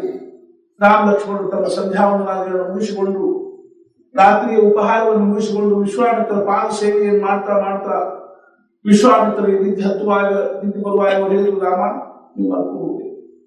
ರಾಮ ಲಕ್ಷ್ಮಣರಿಗೆ ಎದ್ದು ಹೋದ್ರು. ರಾಮ ಮಲ್ಕೊಂಡ, ಲಕ್ಷ್ಮಣ ಕಾಲು ಹೋಗ್ತಾ ಇದ್ದ. ಒಂದು ಸ್ವಲ್ಪ ಹೊತ್ತಾದ ಕೂಡ ರಾಮ ಲಕ್ಷ್ಮಣ ಹೇಳ್ತಾರೆ ಲಕ್ಷ್ಮಣ ಮಲ್ಕೋದು. ಎಲ್ಲರೂ ಮಲ್ಕೊಂಡು ಮಲಗಿಸ್ ಮುಂಜಾನೆ ಎದ್ದು ವಿಶ್ವಾಮಿತ್ರ ಪೂಜೆ ಇತ್ಯಾದಿಗಳಿಗೆ ಸಿದ್ಧತೆಯನ್ನು ಮಾಡಬೇಕು ಅಂತ ತಿಳ್ಕೊಂಡು ರಾಮ ಲಕ್ಷ್ಮಣರು ವಿಶ್ವಾಮಿತ್ರರಿಗೆ ಹೇಳ್ತಾ ಇದ್ದಾರೆ ಏನು ಅಂತಂದ್ರೆ ತಮಗೆ ನಾವು ಪುಷ್ಪ ಇತ್ಯಾದಿಗಳನ್ನು ತಗೊಂಡು ಬರ್ತೀವಿ, ಹೂ ತುಳಸಿ ತಗೊಂಡು ಬರ್ತೀವಿ ಅಂತ ತಿಳ್ಕೊಂಡು ಪುಷ್ಪ ವಾಟಿಕ ಹಾಕ್ಬೋದು. ರಾಮಾಯಣದಲ್ಲಿ 2 ವಾಟಿಕ ಬರ್ತಾವ. ಒಂದು ಜನಕರಾಜನ ಪುಷ್ಪ ವಾಟಿಕ, ಇನ್ನೊಂದು ರಾವಣನ ಅಶೋಕ ವಾಟಿಕ. 2 ವಾಟಿಕಾದಲ್ಲಿಯೂ ಸೀತಾದೇವಿಯ ಒಂದೇನದ ಅಂತಂದ್ರ ಸಾನ್ನಿಧ್ಯ ವಾಸ್ತವ್ಯದ ಅಥವಾ ಸೀತಾದೇವಿಯ ಸಂಬಂಧ. ಈ ಪುಷ್ಪ ವಾಟಿಕಾಕ್ಕೂ ಸೀತಾದೇವಿ ಸಂಬಂಧದ, ಆ ಅಶೋಕ ವಾಟಿಕಾಕ್ಕೂ ಸೀತಾದೇವಿ. ಆದರೆ ಎರಡೂರೊಳಗೂ ಪೂರ್ಣ ಒಂದು ಭಿನ್ನ ಭಾವ. ಇಲ್ಲಿ ರಾಮನ ಸಂಯೋಗದ, ಅಲ್ಲಿ ರಾಮನ ವಿಯೋಗದ. ಇದು ವಿದೇಹಿ ಭಾವದಲ್ಲಿರ್ತಕ್ಕಂಥ ಜನಕ ರಾಜನ ಒಂದು ಪವಿತ್ರವಾಗಿರ್ತಕ್ಕಂಥ ಪುಷ್ಪವಾಟಿಕ ಆಗಿದ್ರೆ, ಆಸುರಿ ಭಾವದಲ್ಲಿರ್ತಕ್ಕಂಥ ರಾವಣನ ತಮೋಗುಣಿ ಪ್ರಧಾನವಾಗಿರ್ತಕ್ಕಂಥ ಶೋಕವಾಟಿಕ. ಪುಷ್ಪವಾಟಿಕಾದಲ್ಲಿ ಬಂದಿದ್ದ ರಾಮ ಲಕ್ಷ್ಮಣರಿಗೂ ಸಂಚಯ ಮಾಡಬೇಕು. ಅದರ ಸಂದರ್ಭದಲ್ಲೇ ಜಾನಕಿ ತನ್ನ 8 ಜನ ಸಖಿಯರೊಂದಿಗೆ ಕಾತ್ಯಾಯನಿ ಪಾರ್ವತಿ ಪೂಜೆ ಮಾಡಬೇಕು ಅಂತ ಅದ ಪುಷ್ಪವಾಟಿಕಾದಲ್ಲಿ ತುಳಸಿದಾಸರು ಬಹಳ ಸುಂದರವಾಗಿ ವರ್ಣನೆ ಮಾಡ್ತಾರೆ. ರಾಮ ಜಾನಕಿಯನ್ನು ನೋಡಿದ, ಜಾನಕಿ ರಾಮನನ್ನು ನೋಡಿದ್ರು. ಇಬ್ರು ಒಬ್ಬರನ್ನೊಬ್ರು ಏನ್ ಮಾಡಿಕೊಂಡ್ರು ಅಂದ್ರೆ ಮ್ಯೂಚುವಲ್ ಅಂಡರ್ಸ್ಟ್ಯಾಂಡಿಂಗ್ ಆಗ್ತದೆ. ಲವ್ ಎಟ್ ಫಸ್ಟ್ ಸೈಟ್ ಅಲ್ಲದೆ ಅದು ಪ್ರಥಮ ದರ್ಶನದಲ್ಲಿ ಪ್ರೀತಿ ಅಲ್ಲ, ಜನ್ಮ ಜನ್ಮಾಂತರದಲ್ಲ, ಸನಾತನವಾಗಿರ್ತಕ್ಕಂತಹ ಸಂಬಂಧದ ಭಾವ ಅಂತಕ್ಕಂಥದ್ರಲ್ಲಿ ಜಾಗೃತ. ನಾವಿಬ್ರು ಸನಾತನ ಭಾವದಿಂದಲೂ ಇರ್ತಕ್ಕಂಥವ್ರು, ಸನಾತನ ಕಾಲದಿಂದಲೂ ಅನ್ಯೋನ್ಯವಾಗಿರ್ತಕ್ಕಂಥವ್ರು ಅನ್ನುವಂತಹ ಭಾವ ಇಬ್ರು ಅಂತಕ್ಕಂಥವ್ರು ಜಾಗೃತ ಆಗಿ ಒಬ್ಬರನ್ನೊಬ್ರು ತಿಳ್ಕೊಂಡ್ರು. ಬೇರೆ ಯಾರು ಅಲ್ಲ, ಒಬ್ಬರು ಪ್ರತ್ಯಕ್ಷ ನಾರಾಯಣ, ಒಬ್ಬರು ಪ್ರತ್ಯಕ್ಷ ಲಕ್ಷ್ಮಿ ಅಂತ ಇಬ್ಬರಿಗೂ ಪರಮಾನಂದ ಆಗಿದೆ. ತುಳಸಿದಾಸರು ಬಹಳ ಸುಂದರವಾಗಿ ಅದು ವಿಸ್ತಾರವಾಗಿ ವರ್ಣನೆ ಮಾಡ್ತಾರೆ. ವಿಶ್ವಾಮಿತ್ರರು ಹೂ ತಗೊಂಡು ಬರ್ಲಿಕ್ಕೆ ತಡ ಆಗ್ತಾ ಇದೆ ಅಂತ ಲಕ್ಷ್ಮಣ ಅವಸರ ಮಾಡ್ತಾ ಇದ್ದಾರೆ. ರಾಮಂತನ ತಡಿ ಇನ್ನೊಂದ ವಿಶ್ವಾಮಿತ್ರ ಸಲುವಾಗಿ ಹೂ ತಗೊಂಡು ಬಂದ್ರು. ಜಾನಕಿ ದೇವಿಯನ್ನು ಪೂಜಾ ಮುಗಿಸ್ಕೊಂಡು ಹೋದ್ರು. ಜನಕರಾಜನ ಆ ದಿವ್ಯವಾಗಿರ್ತಕ್ಕಂಥ ನಗರದಲ್ಲಿ ರಾಮ ಲಕ್ಷ್ಮಣರಿಬ್ಬರು ಆನಂದದಲ್ಲಿದ್ದಾರೆ. ಸಾಯಂಕಾಲ ವಿಶ್ವಾಮಿತ್ರರಿಗೆ ಹೇಳಿದ್ರು, ತಾವು ಅಪ್ಪಣೆ ಕೊಟ್ಟ ನಾವು ಜನಕಪುರವನ್ನು ನೋಡ್ಕೊಂಡು ಬರ್ತೀವಿ, ಲಕ್ಷ್ಮಣಗೆ ಅಪೇಕ್ಷೆ ಆಗಿದೆ ಅಂತ ತಿಳ್ಕೊಂಡು ರಾಮ ನೆವ ಹೇಳ್ತಾ ಇದ್ದಾರೆ. ವಿಶ್ವಾಮಿತ್ರರು ರಾಮನ ಮನಸ್ಸಿನ ಭಾವವನ್ನು ತಿಳ್ಕೊಂಡ್ರು. ಭಗವಂತನ ಮನಸ್ಸಿನಲ್ಲಿರ್ತಕ್ಕಂತಹ ಭಾವ ಏನಿತ್ತು ಅಂತಂದ್ರ ಜನಕಪುರವನ್ನು ತಾನು ನೋಡ್ಬೇಕು ಅನ್ನುವಂತಹ ಉದ್ದೇಶ ಇದ್ದಿದ್ದಿಲ್ರಿ. ಯಾವ ಜಾನಕಿಯ ನಿಮಿತ್ತವಾಗಿ ಜನಕಪುರದ ಜನರೆಲ್ಲರೂ ಭಗವಂತನ ದರ್ಶನದ ಕಾಂಕ್ಷಿಗಳಾಗಿದ್ರು, ಭಗವಂತನ ದರ್ಶನ ಮಾಡಬೇಕು ಅನ್ನುವಂತಹ ಅಪೇಕ್ಷೆ ಉಳ್ಳವರಾಗಿದ್ರು. ಅವರಿಗೆಲ್ಲರಿಗೂ ಅರಮನೆಯಲ್ಲಿ ಬಂದು ಭಗವಂತನ ದರ್ಶನವನ್ನು ಮಾಡಿಕೊಳ್ಳಿಕ್ಕೆ ಆಗುವುದಿಲ್ಲ ಅನ್ನುವಂತಹ ಒಂದು ತಳಮಳ ಇತ್ತು. ಆದ್ರಿಂದ ರಾಮನ ಮನಸ್ಸಿನಲ್ಲಿ ಏನ್ ಅನಿಸ್ತು ಅಂತಂದ್ರೆ, ನಾನಾಗೇನೆ ಓಣೆ ಅಡ್ಡಾಡಿ ಎಲ್ಲ ಭಕ್ತರಿಗೂ ನನ್ನ ದಿವ್ಯವಾಗಿರ್ತಕ್ಕಂತಹ ಸ್ವರೂಪದ ದರ್ಶನ ಮಾಡಿಸಬೇಕು ಅನ್ನುವಂತಹ ಒಂದು ಭಾವವನ್ನು ಮನಸ್ಸಿನಾಗಿ ಇಟ್ಟುಕೊಂಡು ಅವನಿಗೆ ಜನಕ್ಕೂ ನೋಡ್ಬೇಕಾಗಿತ್ತು. ವೈಕುಂಠವಾಸಿಯಾಗಿರ್ತಕ್ಕಂತಹ ಪರಮಾತ್ಮ ಅನಂತ ಕೋಟಿ ಬ್ರಹ್ಮಾಂಡಗಳನ್ನು ತನ್ನ ಶಂಕರದ ಮಾತನ್ನ ನಿರ್ಮಾಣ ಮಾಡತಕ್ಕಂತಹ ಪರಮಾತ್ಮನಿಗೆ ಜನಕಪುರ ಏನು ವಿಶೇಷ? ಆದ್ರೆ ಜಾನಕಿಯ ನಿಮಿತ್ತವಾಗಿ ಪರಮಾತ್ಮನ ದರ್ಶನ ಮಾಡಬೇಕು ಅನ್ನುವಂತಹ ಸಹಸ್ರಾರು ಜನರ ಭಕ್ತರ ಅಪೇಕ್ಷೆಗಳನ್ನು ಪೂರ್ಣ ಮಾಡಬೇಕು ಅನ್ನುವಂತಹ ಭಾವದಿಂದ ವಿಶ್ವಾಮಿತ್ರರು ಹೇಳ್ತಾ ಇದ್ದಾರೆ, ಇನ್ನು ನಾವು ಅಡ್ಡಾಡಿ ಬರ್ತೀವಿ. ತುಂಬಾ ಅಡ್ಡಾಡ್ತಾ ಇದ್ದಾರೆ. ಹೆಣ್ಮಕ್ಳೆಲ್ಲರೂ ಕಿಟಕಿಯೊಳಗೆ ನಿಂತುಕೊಂಡು ಭಗವಂತನ ದರ್ಶನ ಮಾಡ್ತಾ ಇದ್ದಾರೆ.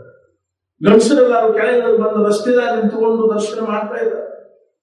ಎಲ್ಲರೂ ಆ ಭಗವಂತನ ದಿವ್ಯ ಸ್ವರೂಪವನ್ನು ನೋಡಿ ಎಷ್ಟು ಆನಂದ ಮಗ್ನ ಆಗ್ತಾ ಇದ್ದಾರೆ ಅಂತಂದ್ರೆ ಎಲ್ಲರ ಕಣ್ಣುಗಳಿಂದ ಅಶ್ರುಧಾರೆ ಹರಿತಾ ಇದೆ. ಸಣ್ಣ ಸಣ್ಣ ಹುಡುಗರು ರಾಮನ ಮುಟ್ಟಿ ನಮಸ್ಕಾರ ಮಾಡ್ತಾ ಇದ್ದಾರೆ. ರಾಮ ಲಕ್ಷ್ಮಣರಿಬ್ರು ಓಣಿಗಳು ಬಂದ್ರೆ ಎಲ್ಲರಿಗೂ ಅಲೌಕಿಕವಾಗಿರ್ತಕ್ಕಂತಹ ಭಾವವನ್ನು ನೋಡಿ ಆನಂದ ತುಂಬಿ ಬರ್ತಾ ಇದೆ. ಹುಡುಗರೆಲ್ಲರೂ ಹೋಗಿ ಭಗವಂತನ ಕೈ ಹಿಡಿತಾರ, ಬೆನ್ನು ಹಿಡಿತಾರ, ಮುಟ್ತಾರ. ನೋಡಿ ತುಜಾ ದರ್ಶನೆ ಸ್ಪರ್ಶನೆ ಪುಣ್ಯರ, ಭಗವಂತನ ಸ್ಪರ್ಶ ಆದ ಕೂಡಲೇ ಅವ್ರಿಗೆ ಅಲೌಕಿಕ ಆನಂದದ ಅನುಭವ. ಮತ್ತು ಮುಂದೆ ಹತ್ತಿ ಅಂತ ತಿಳ್ಕೊಂಡು ರಾಮ ಲಕ್ಷ್ಮಣರಿಬ್ರು ತಿರುಗಿ ವಿಶ್ವಾಮಿತ್ರ ಹತ್ರ ಬಂದು ಮರುದಿವಸ ಬೆಳಿಗ್ಗೆ ಧನುಷ್ ಯಜ್ಞ ಪ್ರಾರಂಭ ಆಗ್ತದೆ. ಈ ಧನುಷ್ ಯಜ್ಞದೊಂದು ವಿಲಕ್ಷಣವಾಗಿರ್ತಕ್ಕಂತಹ ಪ್ರಸಂಗ. ಈ ಧನುಷ್ಯ ಅಲ್ಲಿ ಯಾಕೆ ಬಂತು? ಶಿವಧನುಷ್ಯ ಪರಶುರಾಮನಲ್ಲಿ ಯಾಕೆ ತಂದಿಟ್ರು? ಅದ್ರ ಹಿಂದಿರೋ ಕಥೆ ಏನು? ಮತ್ತು ಆ ಧನುಷ್ ಯಜ್ಞ ಯಾವ ರೀತಿಯಾಗಿ ಸಾಂಗವಾಗಿ ನೆರವೇರಿತು ಅನ್ನುವಂತಹ ವಿಷಯವಾಗಿ ನಾಳಿನ ಸತ್ಸಂಗದ ಪ್ರಸಂಗದಲ್ಲಿ ಶ್ರವಣ ಜಾನಕಿ